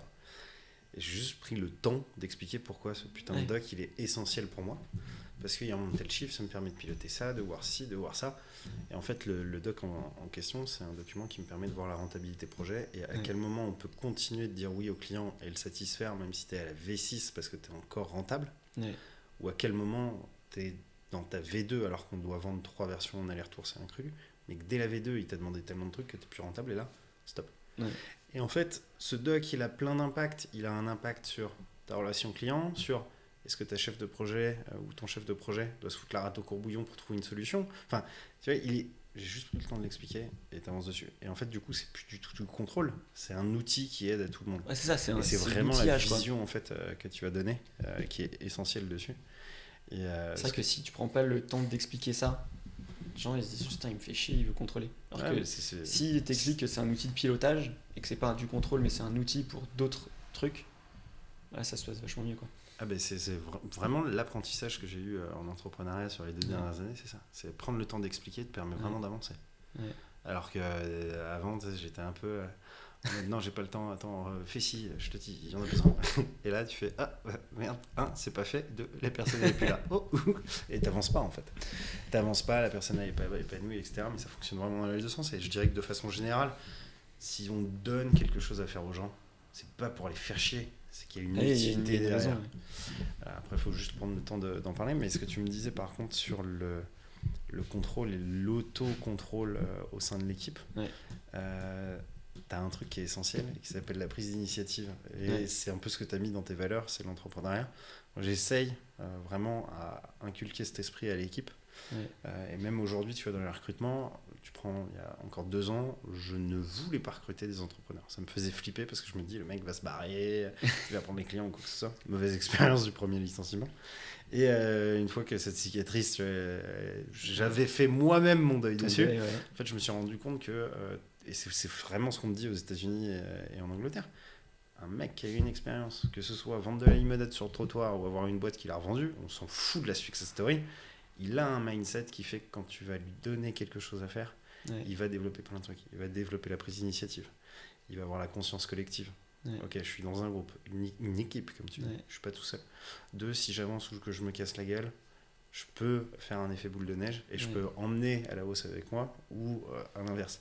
Et en fait, c'est vrai que cette prise d'initiative, tu l'as aussi dans le contrôle de tous les jours. C'est ok, où est-ce que je suis, qu'est-ce que je fais, quel est mon impact. Et la culture d'entreprise, tu as raison, c'est essentiel. C'est hyper important. Et après, il y a un autre truc dont on n'a pas parlé sur la culture, mais c'est que pour moi, des vraies valeurs, c'est des valeurs où tout le monde n'est pas forcément d'accord, tu vois. Par exemple, moi, je veux, tu vois, j'agis comme un entrepreneur. Bah ça, il y a des boîtes qui ne veulent pas des gens qui agissent comme des entrepreneurs. Il y a des boîtes, au contraire, où on va te dire, tu fais ta mission, tu sors pas de ton truc, et ça marche très bien comme ça dans la boîte, tu vois. Et donc, je ne mets pas de jugement là-dedans. Et moi, il y a des gens qui ont besoin d'être hyper drivés. S'ils viennent chez moi, ils vont être hyper malheureux. À l'inverse, il y a quelqu'un qui a besoin d'avoir beaucoup de place d'autonomie pour faire plein de trucs. S'il va dans une boîte où il est un peu trop drivé, il a pas le droit de sortir des rails et tout, là, il va être très malheureux. Ouais, mais tu vois, heureusement, on a un point de divergence dans ce podcast, sinon ça peut être trop scénarisé. Je suis pas forcément d'accord avec toi. Tu vois, dans l'équipe, j'ai un peu tous les types de personnages, ce qui m'amène aussi à rebondir sur un très bon conseil qu'on m'a donné en recrutement, c'est ne recrute jamais quelqu'un qui te ressemble. Ouais. Et c'est vrai que de naturel, t'as pas tendance à aller par là. Tu te dis putain, moi je m'aime bien, je réussis, je vais recruter quelqu'un comme moi. C'est la plus grosse connerie. Ouais. Parce qu'en fait, tu vas pas supporter d'avoir quelqu'un comme toi. Ouais. Et en plus, comme tu as déjà les skills dans ta boîte, elle a pas besoin d'un deuxième toi. Elle a besoin d'avoir quelqu'un qui remplit tout ce que tu sais pas faire. Ouais. Et en fait, quand tu te retrouves là-dedans, les valeurs de l'entreprise, certes, c'est les mêmes sur le bout de papier, mais elles vont pas résonner pareil dans chacun des profils. Ouais. Et tu vois, l'entrepreneuriat, moi aujourd'hui, c'est quelque chose que je prône, alors je le prenais pas avant. Et tu prends Vincent, c'est pas quelqu'un qui a envie d'entreprendre. Et pour autant, il a commencé en stage, parler à un client, c'était très compliqué, il voulait pas le faire. Ouais.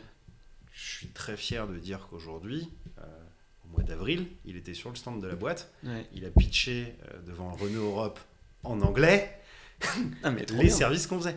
Et tu te dis, en fait, tout ça, c'est vraiment cette culture entrepreneuriale de tous les jours prendre cette prise d'initiative, d'accepter qu'il va y avoir une connerie, que ça va être moins bien fait. Effectivement, c'est dur. Et ça, c'est vraiment un travail en tant qu'entrepreneur.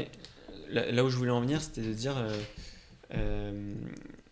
tu vois, si c'est un truc qui est évident, genre, tu vois, on veut pas de menteurs, tu vois. On veut que des... genre, qui veut des menteurs, tu vois. C'est ça que donc, en gros, des valeurs, pour moi, c'est un truc qui te différencie par rapport à d'autres boîtes qui vont avoir un fonctionnement différent. D'où moi, je veux un max d'entrepreneurs parce que je veux qu'on ait une équipe la plus petite possible. Là, j'ai complètement changé comparé à avant avec nos différents pivots et ça. Au début, on voulait faire une levée de fonds. Maintenant, je veux tout en autofinancement. Avant, on a recruté beaucoup trop. Maintenant, j'ai réduit l'équipe et je veux une petite team de commando hyper soudée qui cartonne. Avant, j'avais recruté un sales pour faire le sales à ma place. Maintenant, je veux surtout pas recruter de sales qui fassent le sales à ma place. Et à la rigueur, je veux des gens qui m'aident, mais c'est moi à la fin qui garde la main là-dessus. Bref, donc on a changé beaucoup de choses. Je sais pas pourquoi je te dis ça, mais sur les valeurs, par exemple, il y a des gens, tu veux avoir des boîtes où je me sens utile. Tu as des boîtes, tu vas te dire en fait je m'en fiche que tu te sens utile ou pas, tu vois. Moi je loue ton temps, je loue 35 heures, on fait un deal, toi tu me files 35 heures ton temps, tu prends ton cash, utile ou pas, je m'en fiche. Même pas forcément. Et ça pareil, j'ai pas de problème avec ça. Et il y a des gens qui eux pareil, ils en ont rien à foutre de se sentir utile à la société ou pas. Ils sont pas là pour avoir un job impact, ils sont là pour amener la croûte à la maison et c'est leurs enjeux et je ne juge pas du tout, au contraire. Enfin, c'est vraiment deux modes des impératifs. On a des impératifs différents, des besoins différents, etc. Il y a des gens, voilà, donc eux, je me sens utile, ils en ont pas besoin, tu vois. Ils ont besoin de faire leurs 35 heures, de faire le moins de temps possible le boulot et après de passer du temps avec leur famille, etc. Et pour eux, c'est ça la vraie vie, tu vois. Il y a des gens qui séparent à fond vie pro, vie perso. Moi, typiquement, c'est pas du tout mon cas. Non, moi, mon cas, c'est j'ai une vie et parfois, je suis en vacances, j'ai envie de taffer un peu mais c'est ma boîte, c'est mon bébé, donc c'est plus facile pour moi. Et hop, parfois, j'ai besoin de faire une pause, je fais une petite pause. Enfin, ok, c'est comme ça. Tu vois. Et donc, je me sens utile. Tu peux décider que c'est bien ou de le vouloir ou au contraire, je veux pas de gens qui sont utiles parce qu'ils vont te casser les bonbons sur certains sujets aussi. J'agis comme entrepreneur, parfois tu veux avoir des gens non au contraire qui respectent des ordres, il faut pas prendre trop d'initiative parce qu'ils vont foutre le bordel, parce que parfois aussi quelqu'un qui prend l'initiative ça peut mettre un peu le bazar, faut réussir à tout suivre. Je pensais que c'était une bonne idée. Non, mais voilà, donc il y a ça, il y a des trucs à rattraper etc. Ouais. mais donc après c'est le jeu je cultive l'amour du client et de l'utilisateur, ça pareil, nous on veut pas juste les satisfaire, mais parfois du coup ça implique des surcoûts, tu vois. Parce que non, là, c'est pour rattraper le truc, on a fait une boulette, c'est nous. Si on veut qu'ils continuent de nous aimer, il faut mettre le paquet, tu vois. Et ça implique même ça te permet de trancher dans des choix. Est-ce qu'on fait ce truc-là ou pas ? Ouais, on a la même chose. Moi, la première question que je pose, c'est la boulette ou la demande. Qu'est-ce qui est à la genèse ? C'est client ou c'est nous ? Client, il n'y a même pas de question qui se pose. Ouais. Oui, on peut vous faire, mais ce sera majoré. Oui, voilà, Par contre, c'est une connerie de notre part. Même si tu remets le budget du projet sur la table, parce que c'est une connerie de ta part. Ouais. Mais ça, c'est la responsabilité. Tu vois, moi, la responsabilité, c'est vraiment assumer ses actes. C'est un truc, mais depuis que je suis tout petit, qui est ancré. Ouais. Tu fais une connerie, tu assumes ta connerie. Et si je te dis que j'étais vraiment un Kang quand j'étais petit, je pense que tu me crois.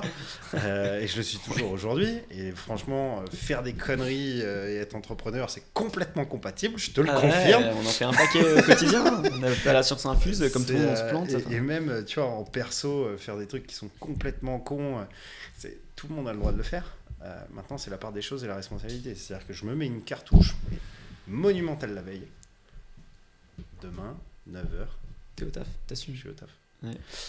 Et ça, c'est la responsabilité. Et c'est un truc où, effectivement, quand tu demandes en tant que salarié de la liberté, offre à ton patron la liberté en face. Ouais.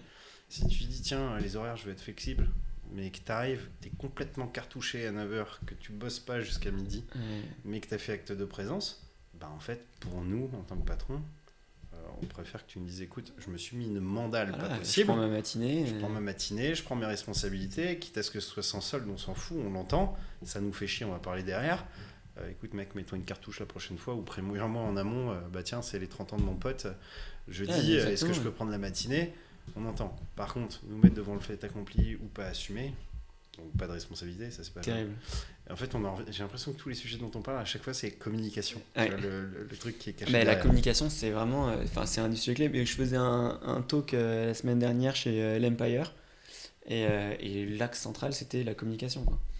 Et même, je me dis quand dans un couple, tu as fait une analogie avec les couples tout à l'heure, quand dans un couple, au bout d'un moment, ça rompt, 90 fois sur 100, pour pas dire 99 fois sur 100, c'est un problème de com, tu vois. Il y a eu un manque de communication au moment, on s'est pas rendu compte, il y a un truc qui a glissé d'un côté, quelqu'un de l'autre, et hop, à la fin, ça se sépare. Ou parce que les spaghettis ont été mangés avec une cuillère, mais bon, c'est vraiment des fautes impardonnables. Des fautes impardonnables, t'as mis le sel sur les pâtes au lieu d'avoir mis dans l'eau, quoi. Enfin, et dans une boîte, c'est pareil, quoi. C'est des relations humaines, et la com, ça change tout. Après, c'est aussi pour ça qu'on a fait ce podcast. Le but, c'était pas de critiquer, c'est juste d'essayer de rapprocher le patronat et le salariat, parce qu'on est dans une conjoncture où on a des politiciens, des influenceurs, tout le monde qui cherche à séparer droite, gauche, patron, employé. Et en fait, ça te gangrène la gestion d'une boîte, parce que du coup, t'as plus envie de faire de discussion. C'est le connard, il roule en voiture.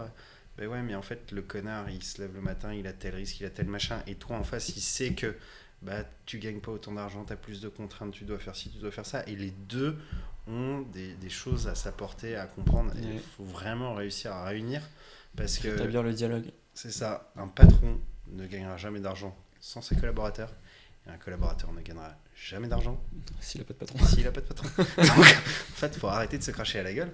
Et c'est juste en se remettant autour d'une table, en parlant, en donnant un objectif commun, et vraiment casser cette peur et ce jugement de t'es de droite, t'es de gauche, je suis écolo, j'en ai rien à foutre du titre. Mais tout le monde est différent. Juste trouver les terrains d'entente. Et très souvent, quand tu parles avec un humain, il y a plus de terrains d'entente que de sujets d'énervement. Et c'est là où moi je suis hyper content dans notre boîte d'avoir fait le choix de la transparence, mais maximale, quoi. Parce que déjà, ça te pousse à prendre les décisions qui sont justes. Et une fois que tu as pris des décisions qui sont justes, c'est beaucoup plus simple d'en discuter. Et deuxièmement, quand tout est transparent, les gens ils sentent tout le monde du coup devient vachement plus responsable et comprend à l'avance ce qui se passe, etc. Et en fait, on en parle entre adultes, quoi. Dès qu'il y a un truc, tout le monde suit les chiffres, tout le monde voit ça.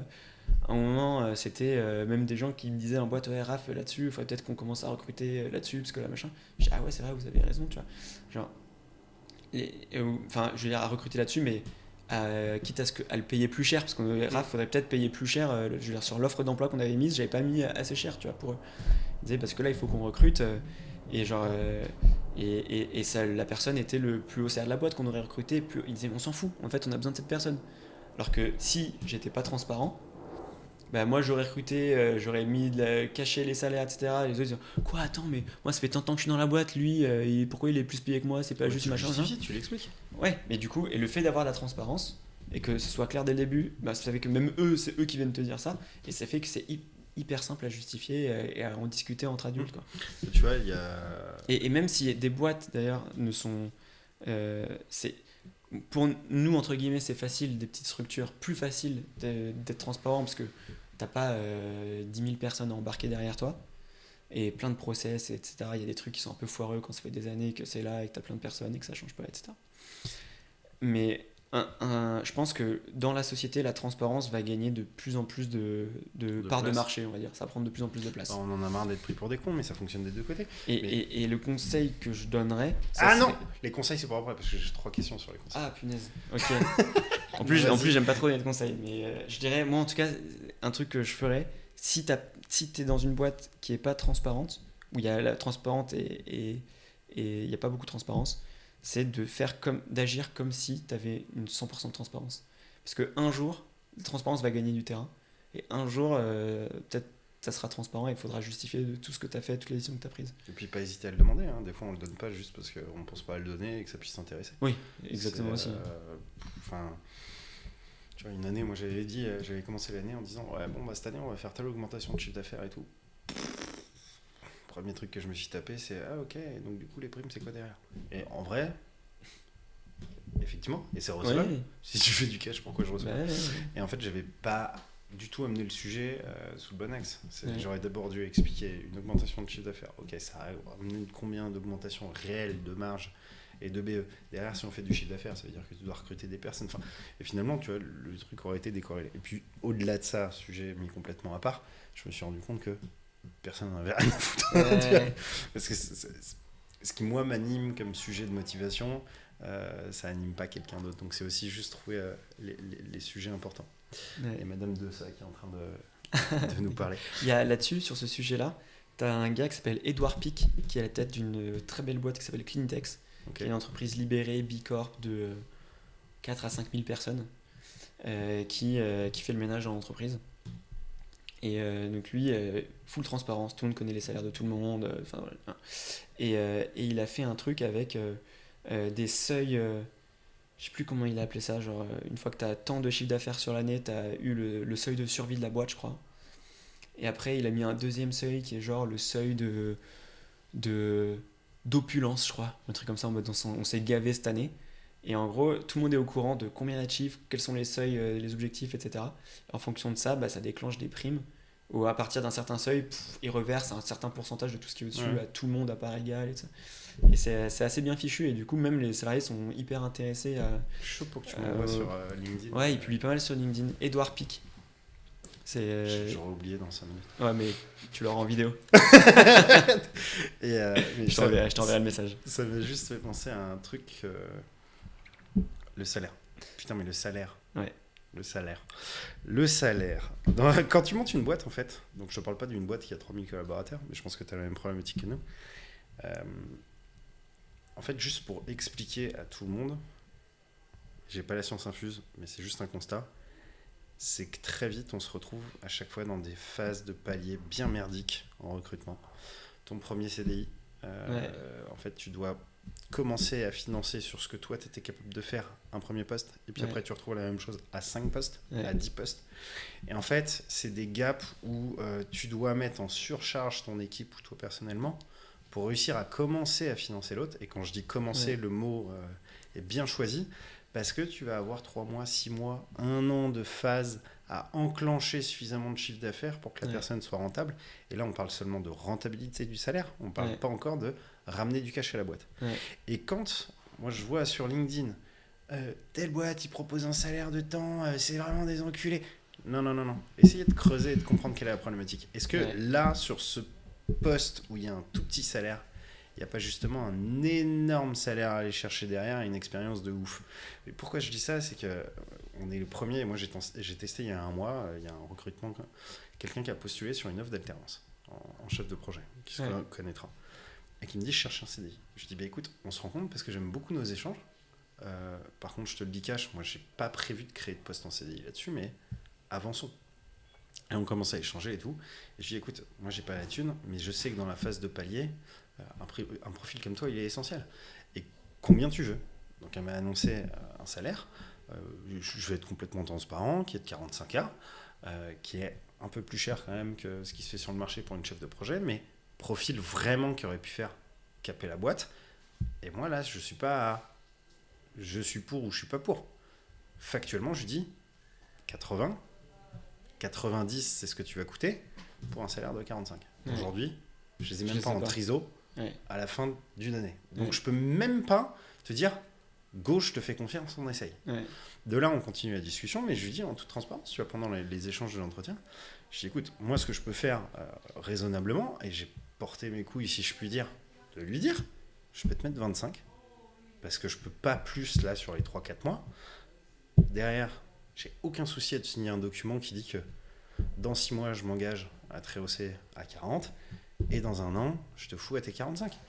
Parce qu'on va co-construire, la vie de la boîte et le projet qu'on va avoir ensemble va permettre d'autofinancer, et en fait, c'est de la discussion. Et juste là, le message que je voulais passer, c'est il n'y a pas de tabou sur les salaires. Il y a des deux côtés. C'est-à-dire que tu vois un poste avec des missions de rêve, le salaire est trop petit, postule quand même, parce qu'on n'est pas à l'abri que nous, quand on a estimé le salaire, pour ce qu'on demande, c'est pas le bon.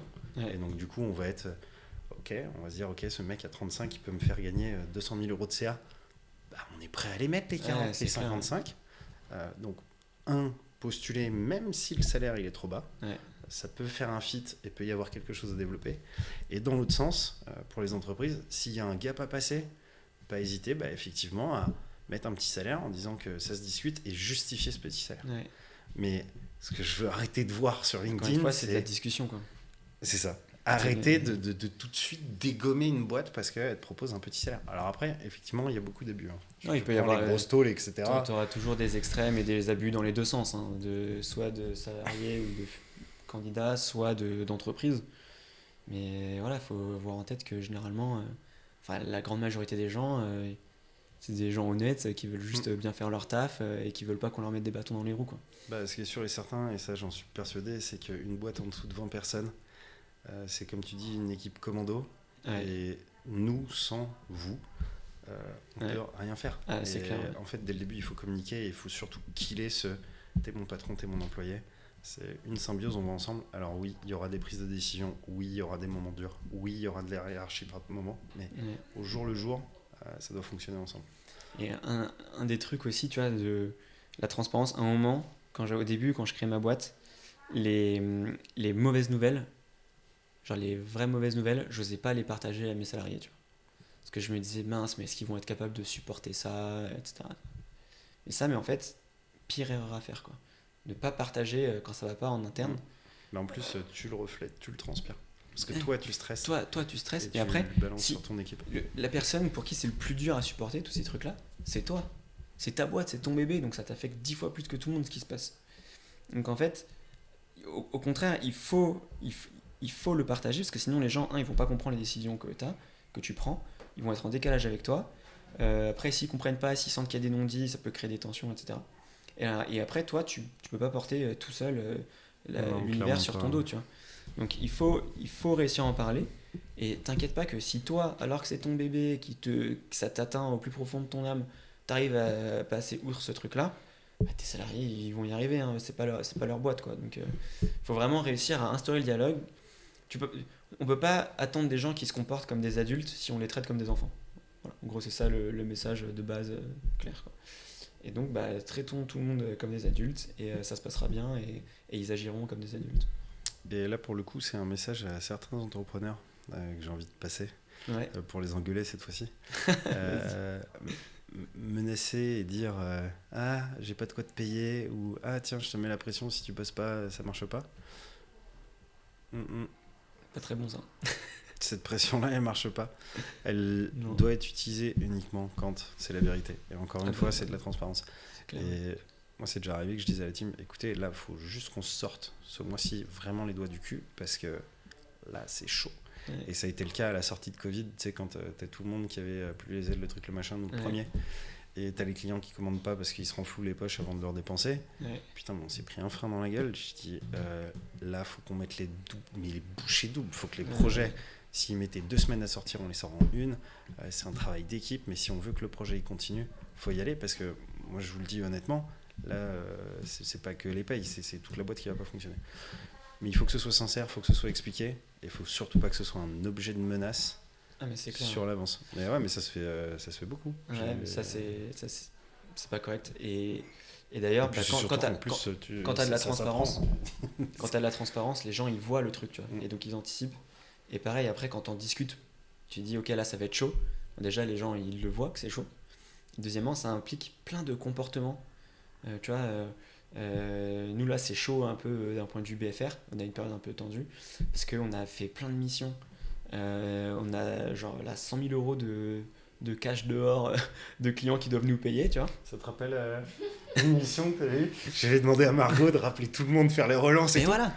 Et là, nous, on est en train de produire 3 mini-séries, donc on doit investir plein de cash. Mais ça, tu vois, c'est un truc qui est super important à expliquer aux collaborateurs parce que, en fait, eux, ils voient du cash et des devis qui fusent. Et en face, tu leur dis, il n'y a pas de thune. Ouais. Et là, tu vois la thune sur le compte en banque qui baisse. Et là, il faut l'expliquer, ce truc. Il faut dire, en fait, tu vois, tel décalage. Et du coup, chacun dans la boîte, là, pendant cette période-là, a fait encore plus attention à la moindre dépense. Mais sans même que j'ai besoin d'être derrière le dos des gens. En fait, ils se disaient, putain, le cash là. Et eux-mêmes avaient cette conscience-là de, ok, là, on peut économiser ici, là, on peut économiser ça. Ah, tiens, cet abonnement, on peut le couper momentanément, etc. Tu vois. On s'est dit, ok, en fait, on a rendu notre bureau, on était à Station F, on l'a rendu fin juin. Au lieu de reprendre un bureau dès juillet ailleurs, on a dit ok, on va faire l'été en télétravail. Ça convient à tout le monde? Ouais, ok, bon, vas-y, c'est 6 000 balles de cash économisé, c'est ça de compenser sur le BFR. BFR. Tu me dire, si tu viens ici. Non, mais genre, tu vois, c'est des trucs comme ça qui font que quand tu responsabilises les gens, après, tout le monde prend les bonnes décisions et accepte les décisions qui sont justes pour le bien et pour le bien de la boîte. Et c'est là où tu dis, ok, on est une équipe et le projet de l'équipe, c'est la boîte. Tu vois. Ouais, du coup. Trois petites questions que je t'ai préparées. Vas-y. Réponse courte. La première, c'est... donc, j'ai fait un podcast où on m'a posé cette question, j'ai trouvé vraiment cool. Toi, il y a 10 ans auparavant, si tu avais dû te donner un conseil en entrepreneuriat, ça aurait été quoi? Waouh. Je me serais dit, garde ton optimisme. Ça sert à rien de checker toutes les merdes qu'il peut y avoir à l'avance et tout ça. Parce que si tu vois la montagne de merde, en fait, tu vas pas faire les trucs. D'ailleurs, ça me fait penser à... Donc, ok, une fois que t'as une idée, etc., teste, lance. Et après, t'embarques les gens derrière toi qui vont te suivre pour essayer de relever le challenge. Et t'auras des merdes. Et tu vas les relever une par une, quoi. Mais l'important, c'est garder l'optimisme, garder l'enthousiasme, la curiosité. Et après, faut sortir les doigts, quoi. Faut remonter ses manches et délivrer, mais surtout pas de complexe de je suis jeune, j'ai pas d'expérience, je sais pas, etc. Tu vas apprendre, quoi. Dont on n'a pas du tout parlé, mais qui est essentiel. Et je suis le premier impacté et touché, du coup j'ai mis des limites, etc. Mais tu as tellement de réseaux sociaux et l'algorithme te fait tellement ressortir ceux qui ont le plus de likes, et ceux qui ont le plus de likes sont ceux qui réussissent le plus, que tu es baigné en fait par des gens qui ont le même âge que toi, qui sont dans le même secteur et qui réussissent mieux.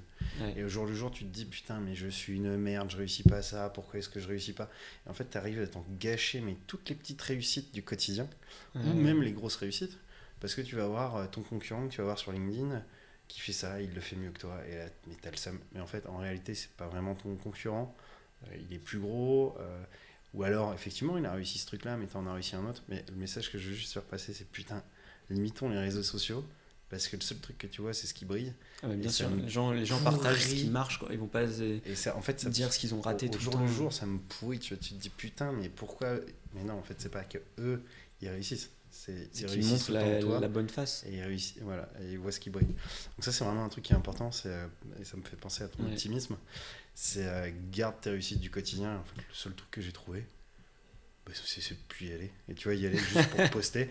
Et du coup, je déverse mon orgueil, ma réussite sur les trucs et je n'absorbe plus du tout le reste. C'est pareil, j'en ai rien à foutre. Sur Instagram, j'ai mis une limite à 15 minutes. Moi, j'ai coupé toutes les notifs. Comme ça, j'ai plus de notifs. Mais même quand j'y vais, du coup, je me limite à 15 minutes, ce qui fait à peu près 7 minutes 30 pour la bouffe, 7 minutes 30 pour le rugby. S'il en reste un peu, je réponds aux copains. Mais ouais, garder son optimisme. Deuxième question. Vas-y, dis-moi. Si tu dois aujourd'hui coacher ou que tu as un pote ou un petit jeune qui veut entreprendre, premier truc que tu lui dis de faire quand il veut ouvrir sa boîte, c'est quoi ? C'est de faire son premier euro de chiffre d'affaires.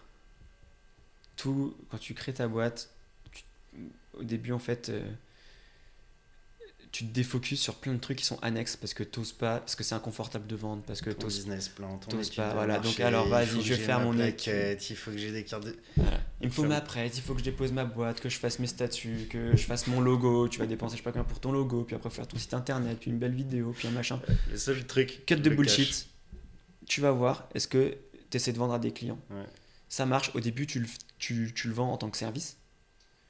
Et après, peu à peu, avec cette thune du service, t'en fais un produit. Et tu automatises des trucs et tu crées ton produit derrière. Mais le seul truc à penser, c'est de faire ton premier euro de chiffre d'affaires. Et moi, je sais que nous, justement, on n'a pas été assez directement à faire notre premier euro de chiffre d'affaires parce que on a déposé les statuts et créé la boîte trop tôt. Et même ça, c'est une connerie parce que tu as des aides de l'État au début. De l'État, genre de la BPI, Bourse French Tech, trucs comme ça. Il y a des aides qui sont valables sur ta première année, d'autres sur tes 3 premières années. Si tu as créé ta boîte trop tôt, c'est con, tu les perds. Tu vois, pour le coup, et ça, je te parle d'il y a 12 ans, j'avais eu la chance d'être très bien accompagné par un cabinet. Ouais. Et ça, c'est un truc que je vois nulle part. J'ai l'impression qu'aucun entrepreneur aujourd'hui est au courant. Tu peux facturer sans ton numéro de SIRET pendant 1 an. Ah ouais ? Et en fait, tu mets en cours d'immatriculation sur ta facture, tu mets tes numéros de facture, tu les gardes bien, tu les envoies à ton comptable, ta traçabilité, etc. Et go. Et effectivement, ça te permet de facturer tout de suite le temps que tu sois immatriculé, même si c'est extrêmement rapide. Mais en fait, le seul truc ça te permet de voir déjà si son business il est viable. Exactement. Et le jour où tu as besoin, c'est casse-couille. Hein. Le jour où tu as besoin t'as ton client, tu as 2 solutions. Soit tu immatricules ta boîte, ça te prend 24 heures. Hein. Tu vas sur Legal Start ou je sais pas quel truc, tu payes ton truc, tu es content de le payer, quand 24 heures soit fait, parce que dans tous les cas, tu as ton client et tu sais que le truc va marcher. Enfin, tu as un début de bise, quoi. Soit, ok, ça te coûte 0€, tu fais ton statut auto-entrepreneur et tu factures avec ce SIRET-là. On parlait de transparence, ça fonctionne aussi pour les clients. Hein. Moi, tous les plus gros gaps de chiffre d'affaires, de projets ou d'expérience et de compétences qu'on a ramené dans la boîte, chaque fois, ça s'est fait avec un client. Un client qui a été un putain de parrain sur moi, la façon de vendre ou sur un projet. Et en fait, ton premier client, tu peux faire la même chose. Tu dis, écoute, t'es mon premier client, etc. Donc, voilà, ça va être une aventure ensemble. Je vais réussir, je vais pas réussir. Je suis prêt à m'arranger sur le tarif, c'est pas grave. Mais ce que je veux, c'est cette expérience, cette première expérience. Et elle est super importante. Il y a un truc qu'un très très grand entrepreneur français m'a partagé. Un gars qui a créé le leader mondial en robotique humanoïde, qui a vendu plusieurs centaines de millions derrière, etc. Enfin, là, il a recréé une autre boîte maintenant qui s'appelle Another Brain, qui est dans le French Tech 120. Enfin, donc le mec il cartonne. Et il m'avait dit, merde, attends, on parlait de quoi ? Parce que du coup, j'ai fait la biographie du mec, je sais plus ce que je voulais te dire. La tuile.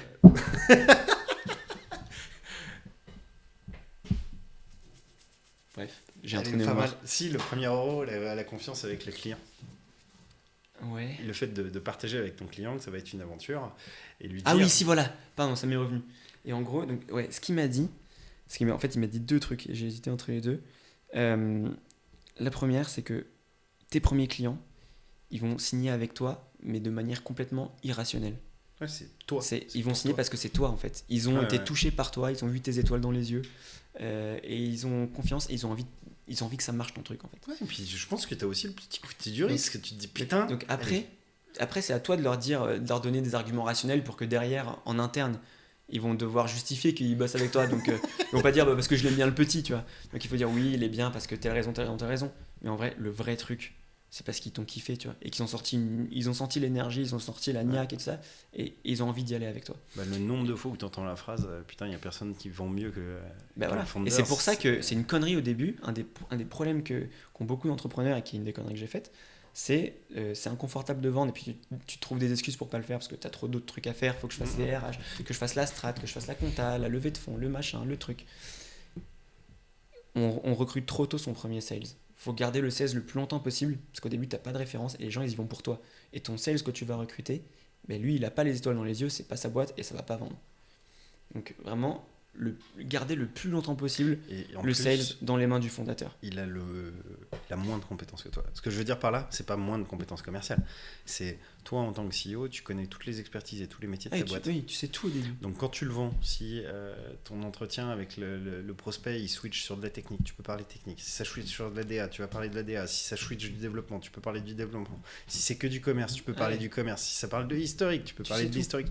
Ton commercial, il connaîtra jamais tout ça, sauf s'il a 10 ans de boîte. Et quand tu le recrutes, il a pas 10 ans dans ta boîte. Et même s'il a 10 ans de boîte. Hein. Même s'il a 10 ans de boîte. Après, c'est pour ça que tu as le poste technico-commercial qui existe aussi dans pas mal de métiers. C'est que si tu connais pas un peu la technique, ça sert à rien de vendre. D'ailleurs, en agence, très souvent, un commercial, un sales est toujours accompagné d'un DA. Ouais. Parce que les deux sont très complémentaires. Ouais, c'est clair. C'est clair. Et du coup, dernière question. Ouais, dis-moi. C'est pour finir sur un petit truc fun. La plus grosse connerie ou boulette que tu aies faite dans ta boîte. La plus grosse. Ça peut être personnel, ça peut être un truc complètement con. La plus grosse boulette. Je suis loin d'être parfait, hein, mais... Ça dépend si tu veux passer un message pour apprendre quelque chose à quelqu'un ou plus pour se marrer. Comme tu disais, c'est juste qu'on se souvient vraiment que des bonnes choses plutôt que des mauvaises. Allez, j'en ai une, c'était au moment où on avait signé notre premier client, tu vois. Donc là, on s'est dit, mais ça y est, on est les rois du pétrole, genre ça part, oui. Donc c'était notre première boîte, donc on a fait Witherspoon, puis après il y a eu 2 pivots de Witherspoon, puis Leak, puis maintenant Fasterclass. Donc là, c'était le tout premier client de Witherspoon du premier projet, quoi. Là, il nous faut confiance. Ils vont avec nous parce que c'est nous, donc on a vraiment réussi à avoir ce lien de confiance et tout. On veut déployer la solution. Donc c'était une solution d'activité entre collègues. Tout le monde pouvait proposer des activités, tout le monde pouvait rejoindre les activités des uns des autres. Le but, c'était de casser les silos, créer du lien dans les grandes entreprises. On veut envoyer le mail de lancement. On y va, on est trop content, on l'envoie. Et là, quelques heures après, on se prend, mais il y a notre cliente qui nous appelle. C'est quoi ce bordel ? Il y en a qui ont reçu le mail, il y en a qui n'ont rien reçu. Qu'est-ce qui se passe ? Le lancement est complètement foiré. Faut que vous retrouviez, je sais pas quoi. Et là, on s'est dit, putain, en fait, il y a 1 heure, on appuie sur le bouton start, on s'est dit, on est les rois du pétrole. 1 heure après, on s'est dit, mais ça y est, la boîte elle est fichue, quoi. On avait un client, on l'a foiré. Et c'est un truc tout con en fait, mais on savait pas à l'époque, c'était la première fois qu'on lançait. C'est que tu as des limites avec Google d'envoi de mails quand tu les envoies à toi. Et donc en gros, mon CTO, il avait créé un truc qui envoyait les mails 10 par 10 automatiquement. On n'avait même pas de truc d'envoi de mail et tout ça, on avait vraiment tout fait à la mano. Enfin, qu'il avait tout codé en 2.2 lui-même, quoi. Et en fait, on s'est retrouvé au bout de 50 mails, nos mails s'étaient tous fait bloquer, quoi. Et 50 sur combien ? Sur 500. Et donc en fait, il fallait retrouver les 50 lesquels avaient eu le mail, lesquels n'avaient pas eu le mail.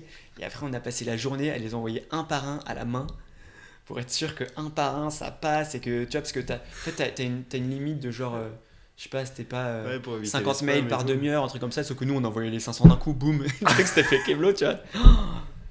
Oh là là là là. Et là, c'était une belle galère. Et en fait, là, du coup, de 1 heure, tu passes, t'es le roi du pétrole. Après, ton monde s'effondre. Et en fait, c'est un peu nos journées tous les jours. Et en fait, tu te rends compte que c'est le quotidien. Et peu à peu, il faut réussir à se détacher de ça, quoi. Et en fait, t'as toujours une solution, t'arrives toujours à rattraper. Et exactement ce que je disais, là, l'amour du client. Quand on a dit ça, nous, on était punaise. Nous, on veut qu'il nous aime, etc. On a tout fait. On a passé les journées à envoyer à la main, machin. Et on a eu un suivi de malade avec eux pour être sûr que ça se passe bien. On a organisé des événements pour eux sur le truc et tout. Ils ont, Et je crois qu'il y a un tip qui est essentiel là-dessus. Parce que je remarque chez les jeunes qu'il y a un vrai souci. Mais quand il y a un problème, on prend le téléphone. Mais ouais, on appelle. C'est dès qu'on sent que les échanges email avec le client, ça se barre en couille. Dès qu'on a fait une boulette ou quoi que ce soit, putain, on prend le téléphone, on appelle le client. on l'appelle. La voix. Surtout que par mail, tu vois. les gens sont hyper passifs-agressifs par email. Ouais, et puis Et t'as pas d'intonation. T'as pas l'intonation, t'as pas la tête de la personne. Ça peut vite il y a faire un côté rassurant. Ça à peut vite entendre faire la le voix, faf c'est- par email en mode vas-y, me casse les couilles, j'envoie un gros scud. Excuse-moi, j'ai fait une connerie, on va te rattraper ça. T'es au Cette téléphone, phrase, foot, ça calme tout le monde. Et cette phrase, ça remet tout d'équerre quoi. petit tips pour finir. Je sais pas si je dois le balancer, je vais me faire engueuler par les clients en vrai. Vas-y. Quand tu sens des fois que t'as un client qui t'appelle parce qu'il va te défoncer, Ouais. généralement il a préparé le call et il te loupe pas. Ouais. Ça, tu le sais en amont qu'il va t'appeler. Quand il t'appelle la première fois, tu décroches pas. Par contre, tu le rappelles 5 minutes après. Pourquoi 5 minutes ? Parce que dans cette phase de 5 minutes, il s'est remis sur autre chose. Ouais. Donc il a plus du tout ses Ah, il idées est en plus en place. mode. Et toi, tu le rappelles, et très souvent, là où il a brûlé juste avant, ah là, t'as une petite flamèche de bougie, tu vois. Ah, pas mal, pas mal. Putain, je l'avais pas celle-là.